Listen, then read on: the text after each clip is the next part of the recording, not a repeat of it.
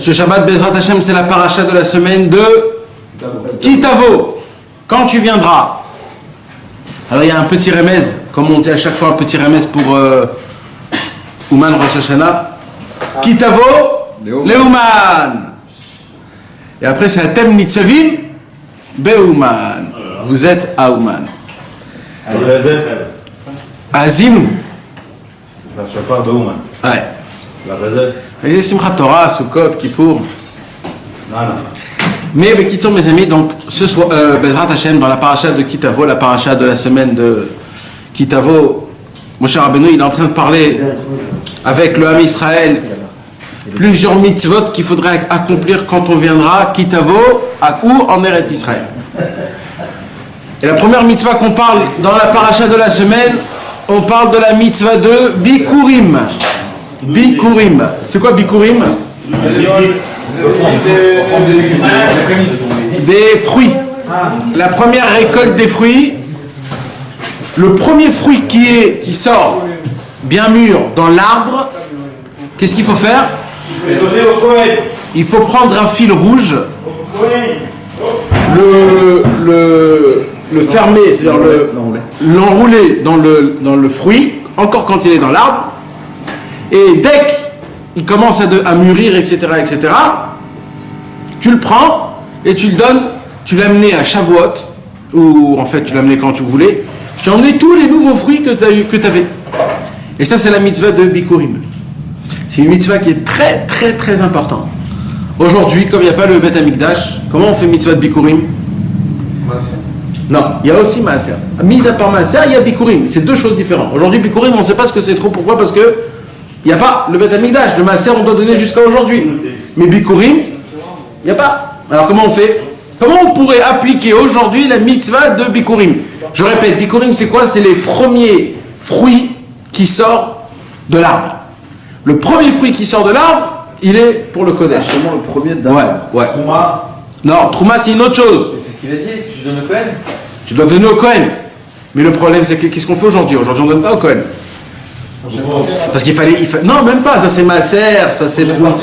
Non, ça c'est Trouma. Trouma, on jette à la poubelle. Quand on fait la Trouma, vous ne faites pas parce que aujourd'hui, on fait dans les magasins. Dans le magasin, non, dans le pain aussi, il y a une autre mitzvah aussi. C'est la chala. Afrachat chala. C'est une autre chose encore.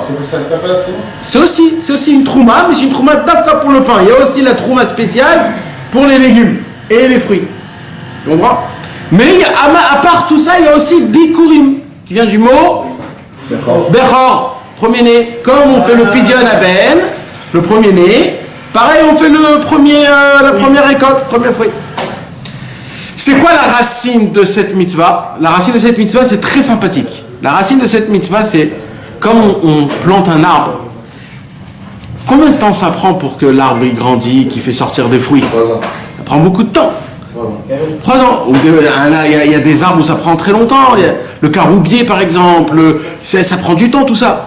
Tu dis, alors un homme, il travaille, il arrose, il attend que ça grandisse, tous les jours il vient voir son arbre, il essaye de voir si c'est sorti, si c'est pas sorti, et il va savoir s'il va sortir des fruits, etc. Il entretient, à la fin du compte, c'est quoi qu'il attend? Il attend de voir le premier fruit, il dit, oh là là, quand je vais goûter le premier fruit, quel kiff que ça va être.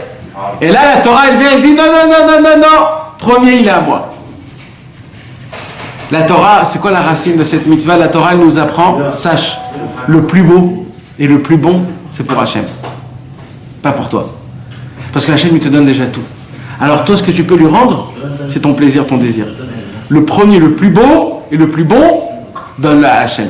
C'est la part de Dieu. Donc casse ton Yetzer Hara, brise-toi un petit peu et tu donnes ça à Hachem.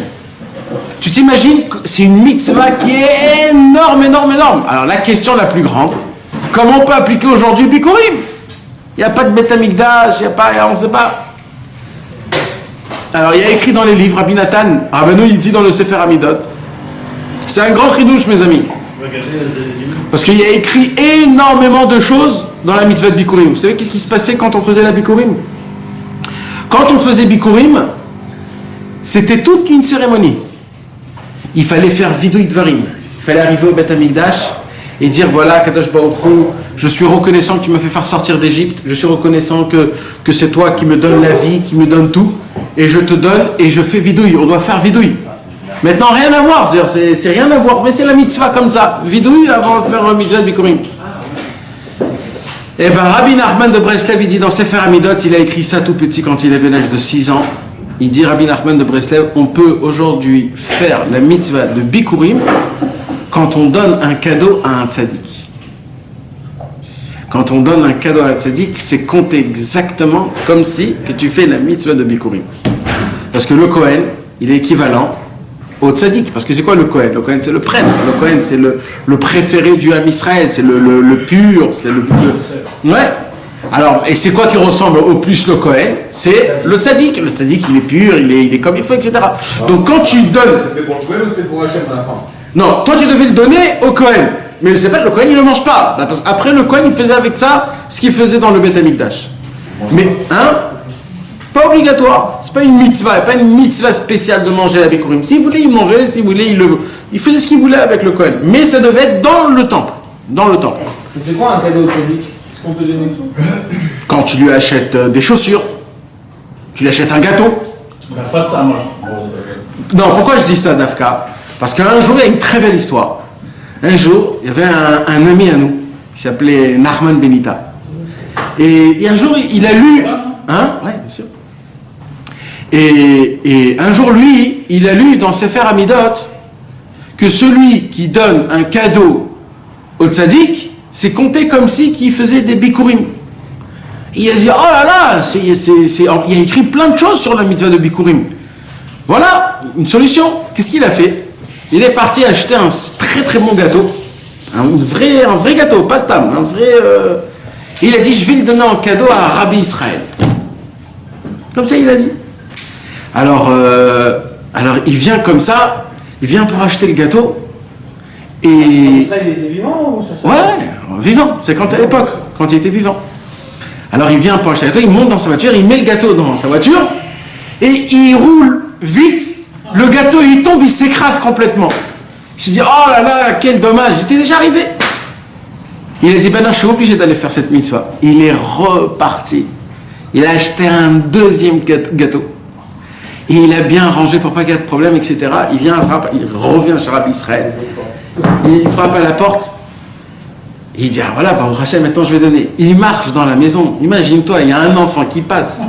Il lui fait faire tomber son gâteau. Il dit, si c'est ça, le Yitzhara, il veut pas, et ben Dafka, je vais aller une troisième fois acheter le gâteau. Parce que c'est une mitzvah de folie. Il prend sa voiture, il va jusqu'à acheter le gâteau. Le mec, il dit, mais qui suis fou avec le gâteau? Ça fait 3 fois que je demande le gâteau. Il lui dit, t'inquiète, il lui achète le gâteau. Une vraie histoire, hein, mes amis, une vraie histoire. Il lui achète la troisième fois le gâteau pour faire la mitzvah de Bikurim. Il arrive chez Rabbi Israël et il donne le gâteau à Rabbi Israël. Rabbi Israël, il regarde le gâteau, il commence à dire des louanges sur le gâteau. Quel gâteau! Comment il est grand, comment il est beau, comment... Alors lui, il voulait, tu sais, comme les Français stylés, le découper bien en rondelles, etc. Et Rabbi Israël, il lui prend le couteau, il fait comme ça. Il lui jette le couteau. Il comprend pas, Alors il s'est assis à côté, et des Chaverim, ils venaient comme ça voir Rabbi Israël, ils voulaient tous prendre un petit peu de gâteau. Rabbi Israël, il laissait à personne ne touche le gâteau. Il est comme moi le gâteau. Qu'est-ce qu'il a fait Rabbi Israël? Il a pris le gâteau et il l'a mis comme ça sous sa chaise. Il a dit, je veux que personne touche le gâteau. Et lui, il comprenait pas. Il dit, mais c'est quoi cette histoire? Bon, il est rentré chez lui à la maison, il comprenait pas. Il s'est dit, je voudrais voir c'est quoi la halachot de Bikurim. Alors, il ouvre et il voit que Béhémet, les fruits de Bikurim, personne ne doit les manger que le Kohen. Et là, il a compris pourquoi Rabbi Israël, il voulait donner à personne de ce gâteau, parce qu'il avait compris que ce cadeau-là, c'était pour faire Bikurim. Et si tu le donnes au tzaddik, c'est que lui qui peut le manger, ça sourd les autres. Et tout ça sans rien dire, sans rien. C'est juste comme ça pour vous raconter comment c'est. Mais chaque cadeau que tu peux faire à un tzaddik, c'est... Après, il a mangé tout ça. Kaniré, ouais. En tout cas, il a donné à personne. Il a caché, les gens se posaient des questions, etc. C'était quelque chose de fou. Mais alors comment on fait un cadeau? Alors, hein? S'il y a quelqu'un qui veut manger mangé ce gâteau. Il aura Ah pêché. Non, non. Il aura fait des gâteaux pour lui. Non, non. Mais ça aurait pu compter comme du coup. Non, non, non, là, dans cette histoire, elle t'apprend que le tzaddik, il comprend l'intention de la personne qui vient lui faire quelque chose, tu comprends? Le tzaddik, c'est pas quelqu'un, il sait pas de quoi. Lui, il était venu pour la mitzvah de Bikurim. Il avait 3 fois, ça a été truc. Il a tout compris, il a dit si c'est ça, son mérite, il sera parfait. C'est pas quelqu'un, il va bouffer, lui, il va bouffer. Il va avoir le mérite que je vais le manger en entier que pour lui. Ichvodo pour ce que j'en sais. Ouais. Top, ça c'était. On peut faire ce cadeau aujourd'hui à des tzadikim comme ça ou c'est que le tzadik? Alors, tu peux faire un cadeau de Bikurim à un tzaddik à Rabbeinu, voilà que tu peux faire. Quand, par exemple,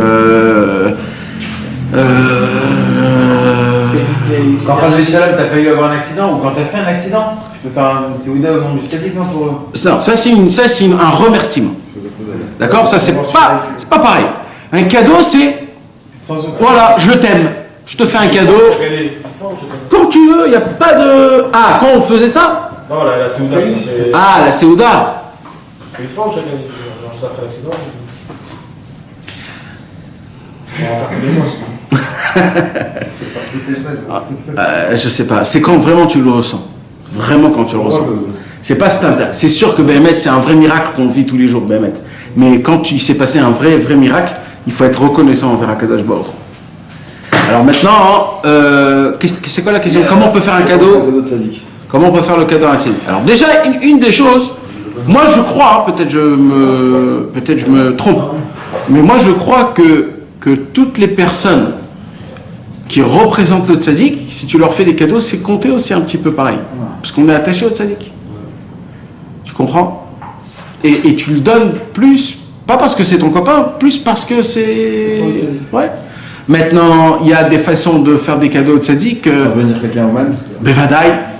De faire venir quelqu'un au man, c'est un cadeau chez le tzaddik. Si tu diffuser, c'est une obligation, c'est pas un cadeau. C'est.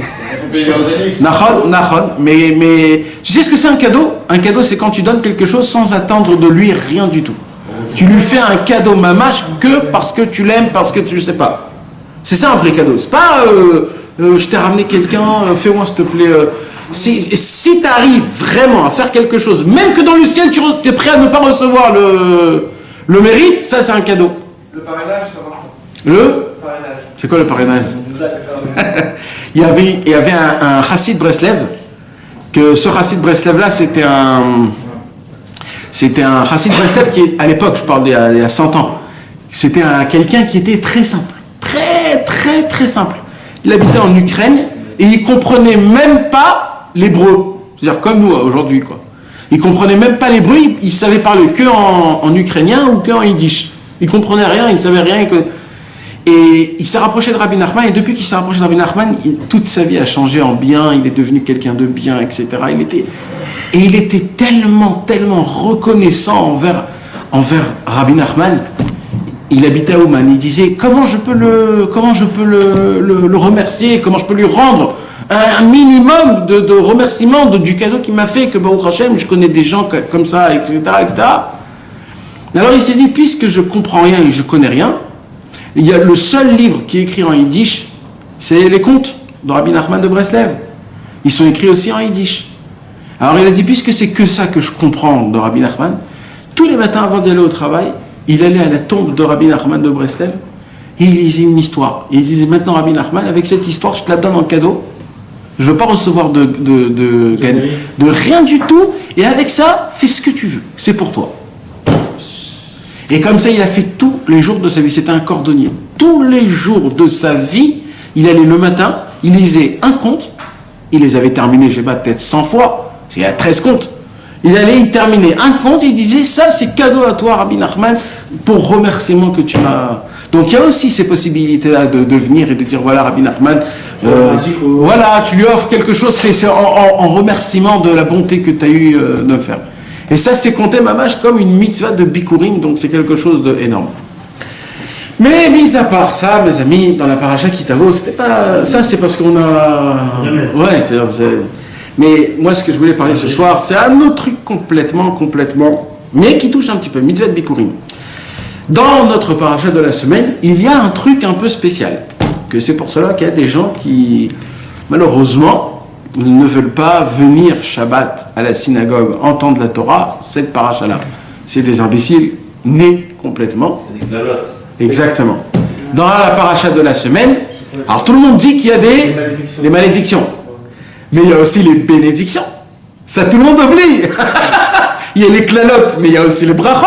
Même dans les klalotes, c'est des brachot. Mais non, ça veut dire tout le monde parle les klalotes et tout. C'est dans Hamishi. Dans la 5e montée, il y a et les brachot et les klalotes. Mais comme tout le monde a peur des klalotes, alors personne ne veut monter dans cette montée-là.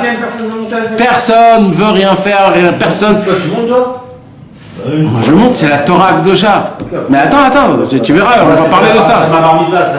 Matamer, Chazak. Et au final, qui est le jour de ma bar mitzvah, Laura ne m'a pas laissé dire. Oh, je ne l'ai pas apprise. Oh, à cause de ça? Ils m'ont dit t'as pas le droit de la prendre, tu peux pas la. À cause de ça? À cause de ça. Oh. Et là, cette année, j'avais su un peu sur l'histoire de Kitavo. Elle est magnifique, la 5e. Ah, et oh, Chazak. Blia Inara, c'est contre la Inara, la 5e. Les Hashem. Mais c'est très bien que tu es venu ce soir, tu vas écouter un grand ridouche. Ouais, un grand ridouche. Non, c'est la 4e. Tu vas passer le monter dans le ça, Ouais, ils vont tous la chercher. Par contre, mes amis, il y a écrit que si le Baal Koré, c'est ton ennemi, il ne faut pas monter. C'est qui Baal Koré? Celui qui lit la Torah. Si c'est quelqu'un qui est en bis-bis avec lui, il ne faut pas monter. C'est-à-dire qu'il peut te. Ouais. C'est-à-dire que les malédictions, elles vont s'exaucer. Non, parce qu'il peut le faire exprès, on dit. Mais c'est que ce cas-là. Donc il va dans une synagogue, n'est-ce pas? Non. Tommy, il est aimé. Donc, vous avez compris, mes amis. Donc, mais tout le reste, c'est des bêtises, mes amis. Les gens qui croient de ne pas monter à la Torah, ils perdent. Une perte qu'on va apprendre ce soir, Bezrat Il y a Hashem. 2 parachutes dans la Torah où Nahon, les gens. Nahon, malheureusement. Et dans les deux cas, ils se trompent. Dans les deux cas, ils se trompent complètement. Parce que dans plusieurs parachas aussi, on va voir dans Parachat Re'eh, il y a aussi. Tov, Bekitsour, mes amis. Alors, qu'est-ce qui se passe? Il se passe que la Torah, elle dit voilà, Akadosh Baruch Hu, il vous ordonne aujourd'hui, il nous ordonne qu'il faut appliquer la Torah d'une manière avec amour, avec crainte, en respectant Akadosh Baruch Hu. Et là, Moshe Rabbeinu, il dit tout le Chumash Devarim, comme quoi il faut appliquer la Torah. Et après qu'il dit ça à Moshe Rabbeinu, il dit écoutez bien, celui qui applique la Torah, alors écoutez bien ce qu'il va recevoir. Et là, il sera béni là, dans sa maison, avec sa femme et ses enfants, et tout ce qu'il mettra à la main, ça va se multiplier, etc., etc., etc., etc., etc. Par contre, celui qui ne va pas appliquer la Torah, alors exactement l'inverse, il sera maudit de ça et de ça. Et là, il y a une très grande question. Comment c'est possible? Parce que si vous voyez dans la Torah, il y a... Non, mais il y a plus de malédiction que de bénédiction. Il y en a combien, tu sais? Je ne me rappelle plus du nombre. Mais il y a plus de malédiction que de bénédiction. On dirait que comme si que le mec qui fait pas, eh ben tu vas t'en prendre jusqu'à que tu vas péter un câble. Mais oh, fais pareil, 50-50. Ouais. Comme les bénédictions, pareil les malédictions. Pourquoi dans la malédiction tu mets le paquet? Et là, Béhémet, les gens ils se disent oulala, ça fait très peur parce que Chas Shalom, si vous lisez ce qui est écrit, ça fait vraiment très peur. Ah oui, tu veux pas savoir. Tu veux pas savoir. Chas Shalom. Enterrer les enfants, tu mangeras leur chair, que Dieu nous en préserve. Des choses très très graves.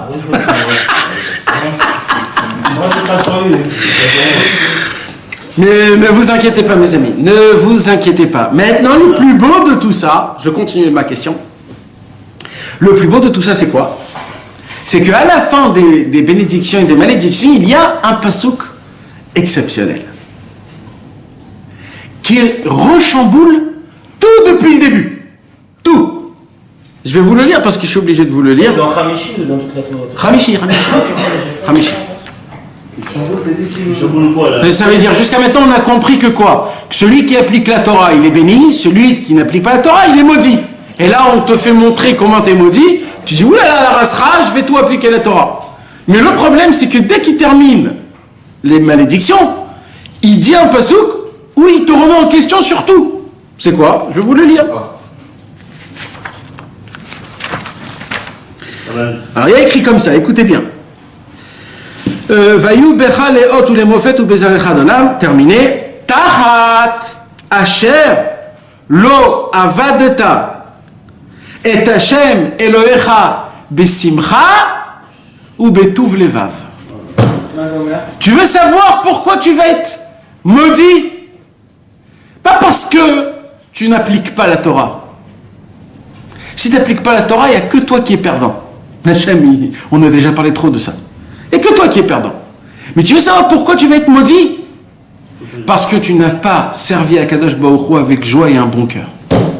Quoi, ça veut dire que même si... Ça veut dire qu'en fait, les malédictions, c'est pas parce que tu n'as pas appliqué la Torah. Ah, c'est parce que t'as pas servi. C'est parce que tu as appliqué la Torah sans la joie et le bon cœur.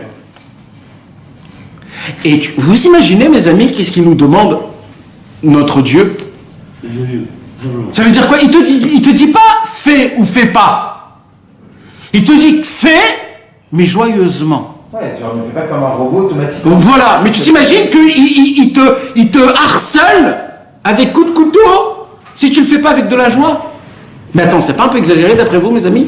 Ouais. Déjà, de le faire, oui, je l'ai fait, qu'est-ce que tu me prends la tête? Pourquoi tu veux plus que ça? Et en plus, mes amis, la joie, c'est pas un bouton où j'appuie, je suis joyeux. La joie, c'est un travail, c'est de le prendre sérieusement, d'aimer, ça prend du temps. Et de faire joyeux les téphilines, Shabbat. Bon, Shabbat, on peut dire que ok, mais le jeûne de Kippour joyeusement, faire Nida joyeusement, il y a plein de trucs, oh. C'est difficile, tu ne peux pas me demander de faire des choses où je suis pas joyeux de les faire. Imagine le mec, on lui demande de mettre un tzitzit, il sue sa race toute la journée, on dit sois joyeux, je ne peux pas être joyeux. Mais alors comment faire? Alors comment la Torah elle te dit, moi, Hachem il te dit, moi je m'en fous, tu mets pas. Mais frère, si tu appliques la Torah, fais-le avec de la joie et un bon cœur. Et si tu le fais pas comme ça, tu vas t'en prendre plein dans la tête. C'est une vraie question. Donc c'est que le mec qui le fait pas, c'est que le mec qui le fait sans la simcha et le mec qui le fait pas, au final c'est pareil. C'est pire encore de le faire. Je voulais pas le dire, mais ouais. Mieux qu'on ne fait rien. Non, ça non. Ça c'est exagéré, ça. Mais lui, il a bien dit. Lui, il a dit. Celui qui le fait et celui qui le fait, mais pas avec de la joie, c'est pareil. C'est très grave. C'est une très grande question. Parce que tu te remets en question. Là, mes amis, je ne crois pas que vous avez pigé ou vous croyez vraiment à ce qu'on dit parce que ça te remet en question depuis le début de tout. Ça peut arriver que des fois on fait dans la joie et que des fois on fait un peu plus difficilement. Ouais, non, mais ça veut dire, c'est pas une ségoula, je te dis, c'est bien. Ce que Dieu te demande, fais-le joyeusement, frère. Si tu fais avec l'arsab, je veux pas te voir. Je veux pas, on dirait que c'est une punition. C'est une punition. Et après, avant militer, c'est souvent que c'est joyeux. Quand tu fais une mitzvah, Nahon. c'est joyeux. Quand tu n'attends pas. Mais c'est vrai, quand tu fais une mitzvah. Mais vadaï, ça entraîne, c'est ça entraîne la. Ouais, quand tu chantes, ou alors quand tu trouves un petit minyan vite fait, bien fait, ou quand tu vas pas. Tu comprends? Et il y a aussi une autre façon. Je vais préciser. Shabbat. Baruch Hashem, on fait une belle table, les Chavot Shabbat Kodesh, des salades, du poisson, de la viande, etc., etc. On met tous un peu plus d'argent que la semaine, les Chavot Shabbat Kodesh. La femme, elle prépare tout, etc., etc. Là, quand tu vas manger, c'est un kiff, c'est une mitzvah, la bémet et bessimcha, nachol. Mais là, qu'est-ce qu'il te demande Hashem? Oui, je suis content que tu le fais bessimcha. Mais fais-le bessimcha pour moi, pas pour ton kiff. Oui, aussi pour ton kiff, aussi, mais aussi pour moi, pense à moi. Fais-le pas que pour toi, fais-le pour moi. C'est juste dans le cerveau, il n'y a rien qui change. C'est que dans le cerveau, pensez à Hachem, l'Ichvot, Shabbat, Kodesh. C'est pour ça qu'il y a écrit qu'il faut faire quelque chose de plus que tu n'as pas dans la semaine. Il est possessif, Hachem. C'est-à-dire possessif. La même faute. Non, c'est-à-dire que tu fais un. Mais c'est comme un père et des enfants. Des enfants et le petit-enfant. Non, j'ai compris ta question. Je vais t'expliquer comment ça fonctionne. En vérité, c'est exactement l'inverse. C'est quoi? Il y a une règle d'or. D'accord? Une règle. Ça, c'est pas Hachem, c'est une règle d'or dans le monde. La règle, elle dit comme ça. Fais pas de cadeau à quelqu'un qui ne reconnaît pas. Plus que ça. Interdiction de faire un cadeau à quelqu'un qui ne sait pas reconnaître le cadeau. C'est quoi, c'est pas reconnaître quelqu'un? Il n'est pas reconnaître, il comprend pas. Pour lui, c'est normal qu'il t'a fait un cadeau. Il n'est pas reconnaissant. Il n'est pas reconnaissant. Ça, c'est une règle d'or. J'ai un chien qui te chie dessus. Pour lui, c'est normal. Ben, c'est d'accord. Pour Hein lui, c'est lui qui l'a mérité. Nahon. S'il n'est pas reconnaissant, ne fait pas de cadeau. Alors écoute ça, Michael. Donc qu'est-ce qui se passe? Akadosh Baruch Hu, il dit, ah, il est reconnaissant que je lui donne la vie, une femme, des enfants, la parnassa, un toit. S'il est reconnaissant, mais je vais lui donner 1 milliard de plus de fois pour qu'il soit reconnaissant 1 milliard de plus. Et s'il est reconnaissant sur 1 milliard, je vais lui donner 2, 3, 10, 15. En fait, c'est une abondance de bonté qu'Akadosh Baruch Hu. Mais Akadosh Baruch Hu, il voit au moment où tu n'es pas reconnaissant, il dit, mais purée, mais comment il n'est pas reconnaissant? J'ai envie de lui donner beaucoup plus. Comment? Alors je peux pas lui donner. Alors je lui donne pas. Et là, il a les boules, Dieu. Il a les boules. Jusqu'à qu'il te fait faire des miracles et des miracles sur miracles. Juste pour que tu te réveilles. Il dit, mais merci mon Dieu. Ah, t'as dit merci mon Dieu. Heureusement, tiens, vas-y, prends, éclate-toi. Mais si Chaz Veshalom même avec ça, non? Mais alors là, c'est très grave. Alors dans ces cas-là, t'as intérêt à dire tous les jours le merci. Exactement, c'est quoi qu'on dit Modé, Ani? Ah, merci. C'est ça, Modé, Ani, le matin. C'est pour ça que je vous ai dit, il est tellement important le Modé, Ani. Le Modé, Ani, le plus important, c'est le minimum on doit le faire avec un sourire. Un sourire énorme. Dans ton lit, tu ouvres tes yeux, tu dis Modé, Ani. C'est exactement là, parce que tu dois être conscient que tu ne devais pas te lever. C'est un cadeau qu'Hachem t'a fait lever. Le premier mot de la journée. du Zohar, Ouais. c'est tu te lèveras comme un lion. Dans le Shulchan Aruch. Exactement. Tu te lèveras comme un lion. Idgaber Kari la mode baboker. C'est ça le. Tu te réveilles comme un lion et t'es content. Ouais, bevadaï. C'est que comme ça. Et qu'est-ce que vous croyez? Maintenant, mes amis, pourquoi on parle de tout ça? Pourquoi on parle de tout ça? On parle de tout ça, on parle de la joie. Vous savez, le Harizal, vous connaissez c'est qui le Harizal? Le Ria Kadosh. Le Ria Kadosh, vous savez c'était qui le Ria Kadosh? J'ai vu ça avec la Kabbalah. Ouais, et c'était pas un tzaddik comme les autres, le Ria Kadosh. Le Ria Kadosh, il faisait partie de la somme homme de tous les tzaddikim. D'accord? Il est dans la liste des 5 tzaddikim que c'est les fondements, les piliers du monde en entier. D'accord? Le Harizal, c'est le Gilgul de Moshe Rabbeinu, pour que vous puissiez un peu comprendre de quoi. Le Harizal, il est mort à l'âge de 38 ans, comme Rabbi Nachman. Et il a écrit une dizaine de livres. Son élève a 65 ans comme Et son élève aussi, il a ressorti les tombes des... Exactement, tous les tombes qu'on a aujourd'hui en Eretz Israël, c'est lui qui il marchait, il disait là est enterré Rabban Gamliel. Il allait là-bas, il dit là c'est Rabbi Yochanan. T'as combien de temps ça, tu vois? 450, 500. Parenthèse, pourquoi David Amela maintenant il est Hein? T'as jamais été là-bas? David Amela. Ouais. Si, j'ai été choisi. Il a quoi? Où?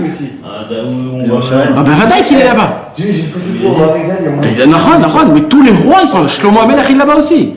Tous les rois d'Israël ils sont là-bas. C'est pas où il est, Shlomo Melech. Hein? C'est pas où il est. Il est juste à côté de David en haut. Ouais. Ah, mais on peut pas y aller. Non, mais c'est David Amelech il est enterré là où il y avait tous les rois d'Israël. Donc quand tu vas chez David Amelech, tu vas pas chez David, tu vas chez tous les rois d'Israël. Shlomo, tous les rois, Amatzia, etc., tous. C'est tous les rois, ça s'appelle, c'est le tombeau des rois, le tombeau royal. C'est là-bas qu'on enterrait tous les rois. Puis un livre où Risa il a fait, où il a eu tout ça, c'est là-bas. Bien sûr qu'il a écrit. C'est Sha'ar Ruach HaKodesh. Mais qui sont mes amis, il arrive. Sha'ar Ruach HaKodesh. La porte du Ruach HaKodesh. Il a écrit un livre qui s'appelle La porte du Ruach HaKodesh. C'est lui qui a dit aussi, c'est qui tous les réincarnations de tout le monde. Il voyait quelqu'un, il disait, toi tu as été réincarné 17 fois dans un tel, fils d'un tel, un tel, fils d'un tel, t'es enterré ici à droite, à gauche, Il lui faisait montrer tout. Ah, le Harizal, il voyait quelqu'un, il voyait dans son front toutes les fautes qu'il avait fait. Dans son front, sur son front, parce que... C'est pas que la faute sexuelle, ça? C'est que, non, tout. Il arrivait à voir quel Gilgoul, de quelle génération, de où tu étais exactement, et pourquoi tu es revenu dans ce monde-ci. Ah, il te disait ta faute. Il te disait, c'est ton tikkun, c'est ça, toi tu dois faire ça. Et avec tout ça, il est mort à l'âge de 38 ans. C'est lui qui a dévoilé toute la Kabbale, qui a dévoilé tous les secrets du Zohar HaKadosh. Il y avait pas quelque chose qu'il ne savait pas. Ça n'existait pas. Il y a une histoire très connue qu'on raconte qu'un jour, le Harizal, il dormait Shabbat. Tous les Shabbats, une demi-heure, il dormait. Et même quand il dormait, il étudiait la Torah. Ses lèvres, ils bougeaient. Alors un jour, son élève, il a dit viens, je m'approche, je veux essayer d'entendre ce qui sort de sa bouche. En train de dormir, il étudie. Alors il vient comme ça, il se rapproche, il met son oreille à côté de la bouche du Ari Akadosh, et d'un coup, le Ari Akadosh, il se réveille. Alors il lui dit qu'est-ce que tu fais à côté de moi? Alors Rabbi Chaim Vital, il dit excusez-moi, Rabbeinu, excusez-moi, je vous ai vu que vous parlez en plein milieu de dormir, donc je me suis dit je vais écouter, c'est qu'anirer des secrets de la Torah. Alors il lui a dit bien sûr, mais tu veux que je te dise, si je dois te dévoiler ce que j'ai étudié en haut dans le ciel, pendant une demi-heure, j'ai besoin de te faire une introduction de 80 années. Ça veut dire qu'en 80 ans, prenez 80 ans d'études, il le faisait en une demi-heure. Il fait que l'intro. Et ça, c'était une intro. Donc imaginez-vous, quand il étudiait l'Arizal, c'était combien d'années que nous, on peut étudier de notre vie. Et à Rabbi Chaim Vital, que lui, c'était une bombe atomique. Ça veut dire que c'est Rabbi Chaim Vital qui a tout retranscrit, etc. Donc on s'imagine même pas la grandeur du Ari Akadosh. Un jour, Rabbi Chaim Vital, il est venu, Rabbi Chaim Vital, chez l'Arizal, il lui dit, Arizal, j'ai une question. Il avait une yeshiva, le Harizal. Ben vadaï. Et c'était à l'époque de tous les grands tzadikim. Voilà. Rabbi Yosef Karo, celui qui a écrit le Lechadodi, Rabbi Shlomo El-Kabetz, le Al-Shir, Rabbi Moshe Cordovero. Moi, j'aurais donné tout. C'est la synagogue du Harizal qui est juste. Exact. Qui est toujours. J'ai eu la chance de rentrer moi là-dedans. La synagogue là-bas, juste en haut du Likvé. C'est une très belle synagogue, Nachon. Magnifique avec. Il y a l'endroit là où il étudiait avec Eliyahu Hanavi. Exactement, c'est là-bas où il étudiait avec Eliyahu Hanavi Mamash. Et ben, Bekitsur, le Ari Akadosh, c'était une époque, je sais pas si ça existait dans toute la vie, où il y avait autant de tzadikim groupés dans une ville pareille. Impossible. Celui qui a écrit tous les plus grands, celui qui a écrit le Rabbi Moshe Cordovero, le Rav du Harizal, le Rabbi Yosef Karo, Rabbi Shlomo El-Kabetz, tous les plus grands, ils étaient tous ils priaient tous ensemble. Imaginez-vous la prière de Shabbat. Non, ça c'était à Jérusalem plus. Ouais. Mais à Tzfat là-bas, c'est là-bas où ils sont. Aussi, c'était réunis aussi des cerveaux à l'époque en bas là, dans la mer. Nahon, mais Arad Shmuel il décidait. Ben vadaï, c'était le Sanhedrin. Alors Bekitsur, mes amis, alors un jour Rabbi Chaim Vital, il est venu chez le Harizal, et vous savez que le Harizal, il est venu dans le monde que pour Rabbi Chaim Vital. Et il a dit sage Rabbi Chaim Vital, moi je suis descendu dans le monde que pour t'apprendre la Torah. Donc, toutes les questions que tu me poses, je suis obligé de te répondre. Sache-le. Alors Rabbi Chaim Vital, pendant 1 an et 8 mois, c'était la période qu'il était son élève, après il est mort, il lui a posé toutes les questions possibles. Et une des questions, les plus grandes questions... Ça c'était avant où le Harizal il s'était sauvé? Non, c'est après, quand il est revenu. Quand il est revenu au Harizal, il est revenu d'Égypte en Eretz Israël, et il a vécu là-bas 1 an et 8 mois. Et c'est tout. Tout ce qu'on connaît du Harizal, c'est 1 an et 8 mois, imaginez-vous. Tout ce qu'on connaît, c'est 1 an et 8 mois. T'imagines si on aurait connu 5 ans? Il n'y aurait plus rien qui aurait été caché. C'est au moment où il était dans la grotte, avec son fils. Exact. Non, là, ça c'est Rabbi Shimon Bar Yochai, tu parles là. Rabbi Shimon Bar Yochai et Rabbi Elazar, tu confonds. Ouais. Ça c'est Rabbi Shimon Bar Yochai. Mais le Harizal, c'est pareil, c'est la même neshama. Un jour, Rabbi Chaim Vital, il dit à Harizal, j'ai une question. Il a été obligé de me répondre. Il lui dit, écoute, j'ai envie de devenir comme toi. J'ai envie de devenir comme toi. Dis-moi ton secret. Le Harizal, il lui dit, mais c'est pas du jeu. Moi, personne m'a dit comment on devient comme moi. Si je te dis comment, tu pourras pas. Parce qu'après, c'est le jeu. C'est pas du jeu. Alors, Rabbi Chaim Vital, il dit, oh, t'es descendu pour moi, non? T'es obligé de me répondre. Alors il dit, écoute, pourquoi tu me fais ça? C'est pas beau, c'est pas beau. Mais Kitsur, il lui a parlé, bah, ça fait dire, ok, je vais te dire, prépare-toi. Je peux pas te dire, il faut que je me prépare. Jeûne pendant 3 jours. Alors il dit, ok, je vais me jeûner. Il a commencé à se préparer, à jeûner, etc., les prières, etc. À la fin de 3 jours de jeûne, il vient chez le Harizal. Il lui dit, t'es prêt? Il lui dit, oui, je suis prêt. Il lui dit, je vais te dévoiler mon vrai secret. Tu veux savoir maintenant comment je suis devenu moi? Que une chose, hein. Pas de boba, rien du tout. Si tu fais ça, tu deviens comme moi. Il dit quoi? Il dit, sache une chose, à chaque fois que je faisais une mitzvah, grande, petite, moyenne, non mais chalet, j'étais tellement content de la faire pour Hachem que presque je sautais, j'étais content, joyeux d'appliquer une mitzvah. C'était un kiff comme si je gagnais un super gros billet. C'était une vraie. Il dit, sache, chaque mitzvah m'a élevé énormément, comme si je la faisais 100 fois pendant 100 ans. Chaque mitzvah, elle avait un impact comme une bombe atomique. Tellement j'étais content. Et toute la journée, je demandais à Hachem, c'est quand que je peux appliquer une autre mitzvah pour toi, l'Echvod Hachem Itbarach? Donne-moi, fais-moi un cadeau Hachem, j'ai envie de faire une mitzvah. Et il dit, c'est ça que je suis rendu, c'est tout, pas rien d'autre. Pas j'ai jeûné, pas je me suis mortifié, pas j'ai fait des trucs de folie. Non, tout simplement, quand j'avais une mitzvah qui venait vers moi, j'avais une joie tellement grande. J'avais ma journée. Il dit, il y avait des journées, je me réveillais. Je me disais, vite, je vais faire ma prière pour qu'il y ait une nouvelle mitzvah qui vienne. Et il dit, toute la journée, j'étais dehors, chercher une mitzvah. Il dit, toute la journée, j'étais dehors, j'attendais qu'il y ait une mitzvah qui se prépare. Je sais pas, quelqu'un qui me demande un truc, ou je vais aider une femme, ou je sais pas, un truc, une petite mitzvah. Et il dit, je vois que la shkia, toute la journée, j'étais dehors. La shkia, bientôt c'est la shkia, et j'ai pas fait aucune mitzvah. Et là, j'ai levé les yeux au ciel. Et j'ai demandé avec une pitié, qu'on ait pitié de moi, comme si, il a dit à l'Arizal, comme si qu'un père, son fils était en train de mourir, et qu'il lève les yeux au ciel et qu'il dit, mon Dieu, de cette même façon, j'ai demandé à Hachem, je veux une mitzvah, je t'en supplie. Et là, tout s'est ouvert. Tout s'est ouvert, tout d'un coup, bam. J'ai tout reçu d'une seule fois. Il dit, le vrai secret de tout, c'est quoi? C'est la simcha d'appliquer les mitzvot. Rabbi Nathan, il pose une question. Rabbi Nathan, il dit, pourquoi on nous prend trop la tête au sujet de la simcha? Il y a tellement d'autres choses à parler, je sais pas. Il y a le Limud Torah, par exemple. Le Limud Torah, dans le monde en entier, on parle que de Torah.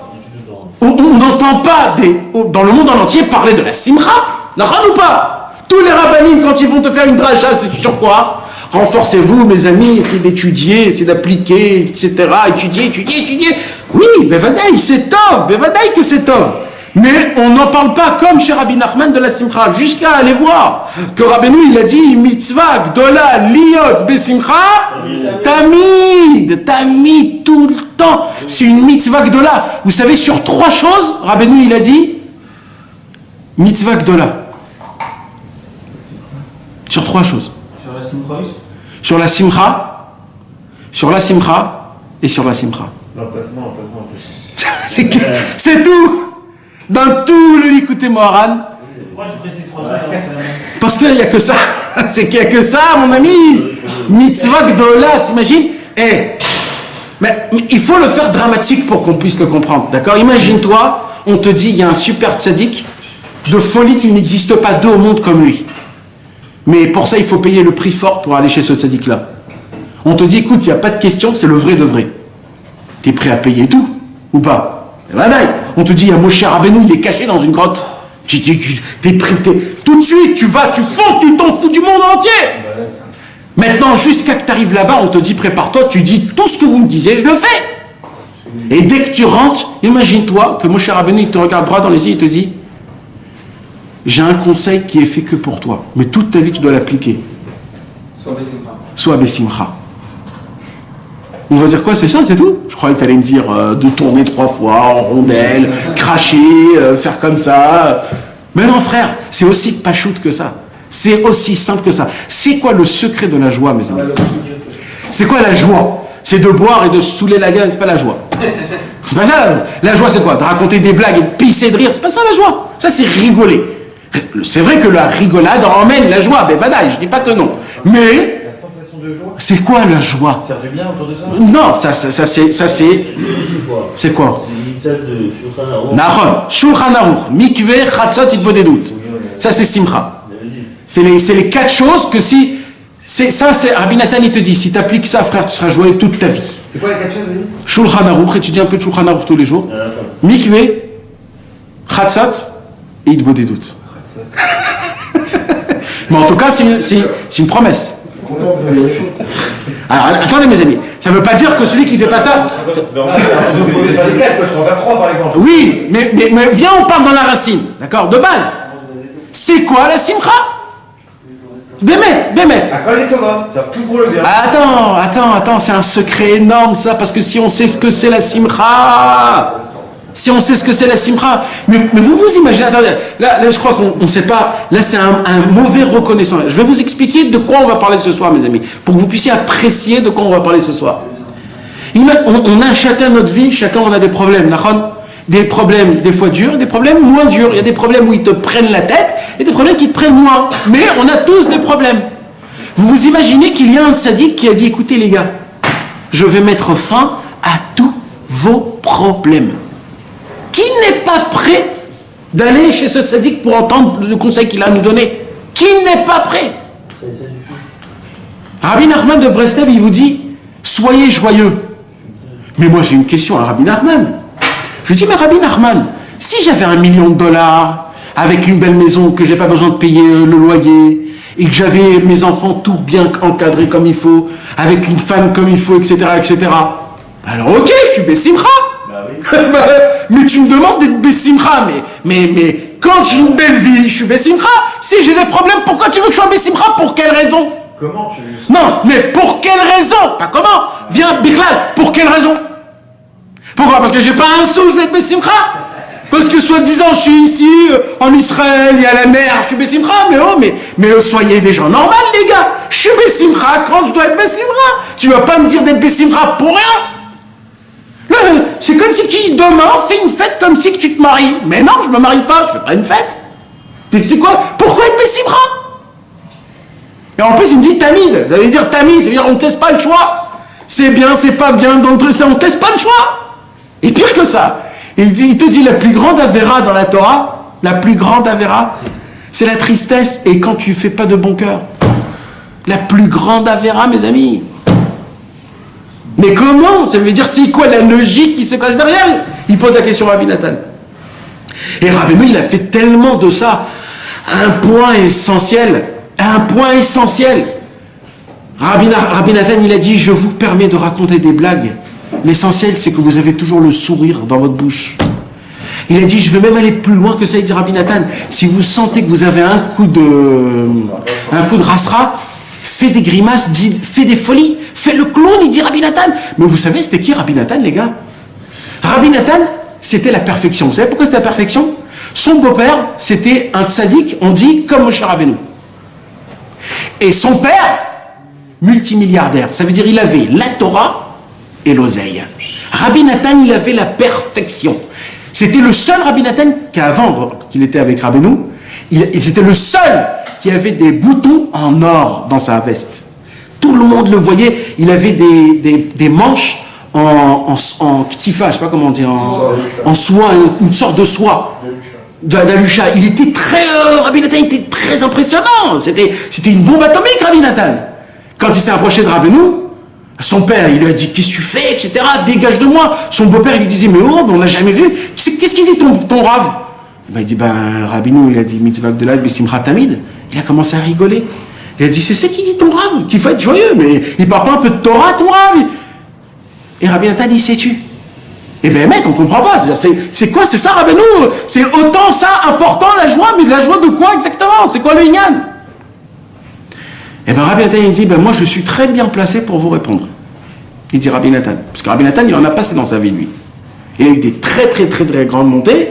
Il a eu des très, très, très, très grandes descentes. Dans tous les niveaux. Rabbi Nathan, il dit, vous savez, c'est quoi la joie, mes amis? La joie, c'est la preuve que ce que tu fais, tu le fais vraiment. Sincèrement. Vrai ou faux? Tu ne peux pas être joyeux quand tu appliques. C'est-à-dire, c'est quand qu'on est joyeux quand on applique. Par exemple, mes amis, quand je donne un cadeau à ma femme, je suis content. Pourquoi? C'est un kiff. Pourquoi c'est un kiff? Parce que tu aimes ta femme. Et tu veux être reconnaissant au fait qu'elle fait grandir tes enfants, elle se fatigue pour toi, etc. Elle te supporte. Alors tu lui dis, je veux lui faire un petit cadeau. Et même si ça coûte cher, tu t'en fous. Tu dis, vas-y, pour ma femme, je le fais. Et quand tu lui donnes, tu dis, purée, avec cet argent, je pourrais m'acheter un truc. Tu dis pas ça. Tu donnes le cadeau avec un amour. Pareil pour tes enfants. Pas quand ils exagèrent, bien sûr, mais quand par exemple Maggie Allen, quand c'est le Yom Houledet par exemple, c'est un anniversaire. Alors tu te poses même pas la question, tu le fais tellement Mais maintenant, quelqu'un que tu aimes pas et que tu es obligé de lui faire un cadeau, on va dire c'est son anniversaire, tout le monde a un cadeau, et toi il t'a invité à son anniversaire, tu dois venir avec un cadeau. Alors tu achètes et tu dis ah tiens, tu y penses même pas, tu lui donnes, j'ai fait mon truc, il a vu que je lui ai donné le cadeau, je me barre. Maintenant si on lui demande de le faire avec une vraie joie, impossible, parce que je l'aime pas. Ben, je l'aime pas, pourquoi tu veux que je le fasses avec une joie? Donc, c'est quoi la joie? Quand tu fais quelque chose avec de la joie, c'est la plus grande preuve que ce que tu fais, tu le fais sincèrement. Quand Hachem, il te demande dans la Torah d'appliquer la Torah et les mitzvot avec de la joie, en fait, qu'est-ce qu'il te demande? Ce que vous faites, soyez sincères. Pas parce que c'est ton père qui t'a obligé, pas parce que c'est ta femme qui te regarde, alors tu es obligé de faire les brachot, pas parce que tes copains ils voyagent tous à Oman, tu dois aussi voyager, non! Fais-le sincèrement, parce que tu aimes. Il dit Rabbi Nathan, et si tu aimes pas? J'aime pas, mais je veux pas faire Shabbat. Ça me gaze de mettre les tefilines tous les matins. Qu'est-ce que tu me demandes d'être joyeux de mettre les tefilines tous les matins? J'ai pas envie, je ne veux pas. Il dit Rabbi Nathan, là on arrive à un point, et là mes amis, c'est le secret du monde, il est là. Le secret du monde, il est là. Il dit Rabbi Nathan, là je vais vous expliquer c'est quoi la différence entre le bien et le mal, plus que ça. Entre une bénédiction et une malédiction. Une bénédiction c'est quoi? C'est magnifique. Quelqu'un te bénit. Si le ciel est ouvert, dans tout ce qu'il a dit, c'est reçu. Que Dieu nous en préserve. Une malédiction, c'est comme jeter un sort sur quelqu'un. Il y a écrit qu'une malédiction, elle est obligée de faire du mal. On ne sait pas qui, mais elle est obligée de faire du mal. Une parole qui sort. Hein? Bilam, non. Bilam, il n'a pas maudit. Il a béni. Il voulait maudire, mais il n'arrivait pas à maudire. C'est pas pareil. Tu as compris? Mais Chas v'Shalom, une malédiction, ça fait toujours un dégât. Des fois c'est sur lui, des fois c'est sur la personne qui a maudit, mais ça fait toujours un dégât. Donc de faire sortir quelque chose de sa bouche, c'est... Ouais, exactement, ça fait son taf. Donc tu t'imagines, là, Kadosh Baruch Hu, Chas v'Shalom, il maudit. Alors il dit Rabbi Nathan, vous voulez savoir c'est quoi la différence entre une bénédiction et une malédiction? C'est quoi la différence? C'est juste dire je te maudis ou je te bénis? Bah, ça peut pas être que ce mot-là. C'est quoi qui fait que quand tu dis quelque chose, c'est une bénédiction? Parce que tu crois vraiment. Alors écoutez comment c'est simple et comment c'est bombe atomique. Comment c'est simple et comment c'est bon. Il dit Rabbi Nathan, il n'y a pas plus grand que malédiction quand c'est pas sincère. C'est pas sincère. Parce que quand c'est pas sincère, c'est comme une punition, tu es obligé de faire la chose. T'imagines, on te dit sois poli. Alors dis merci même si tu ne sens pas qu'il faut dire merci. Il n'y a pas une plus grave malédiction que ça au monde. Quand tu dois faire quelque chose et que tu ne crois pas que tu fais dans la chose. Alors il dit Rabbi Nathan, maintenant on peut comprendre c'est quoi les bénédictions et c'est quoi les malédictions qu'il y a dans la paracha. Une malédiction, c'est pas je te maudis qu'il va se passer comme ça, ma pitom, ça c'est rien du tout. Il dit Rabbi Nathan, c'est quoi la bénédiction, c'est quoi la malédiction? Quand on fait une bénédiction, en fait la Torah te fait une déballe, elle t'explique, elle te montre en concret c'est quoi de faire les choses sincères et c'est quoi de faire les choses qui n'est pas sincère. Et elle te dit, celui qui fera les choses sincères, c'est-à-dire quoi les choses sincères?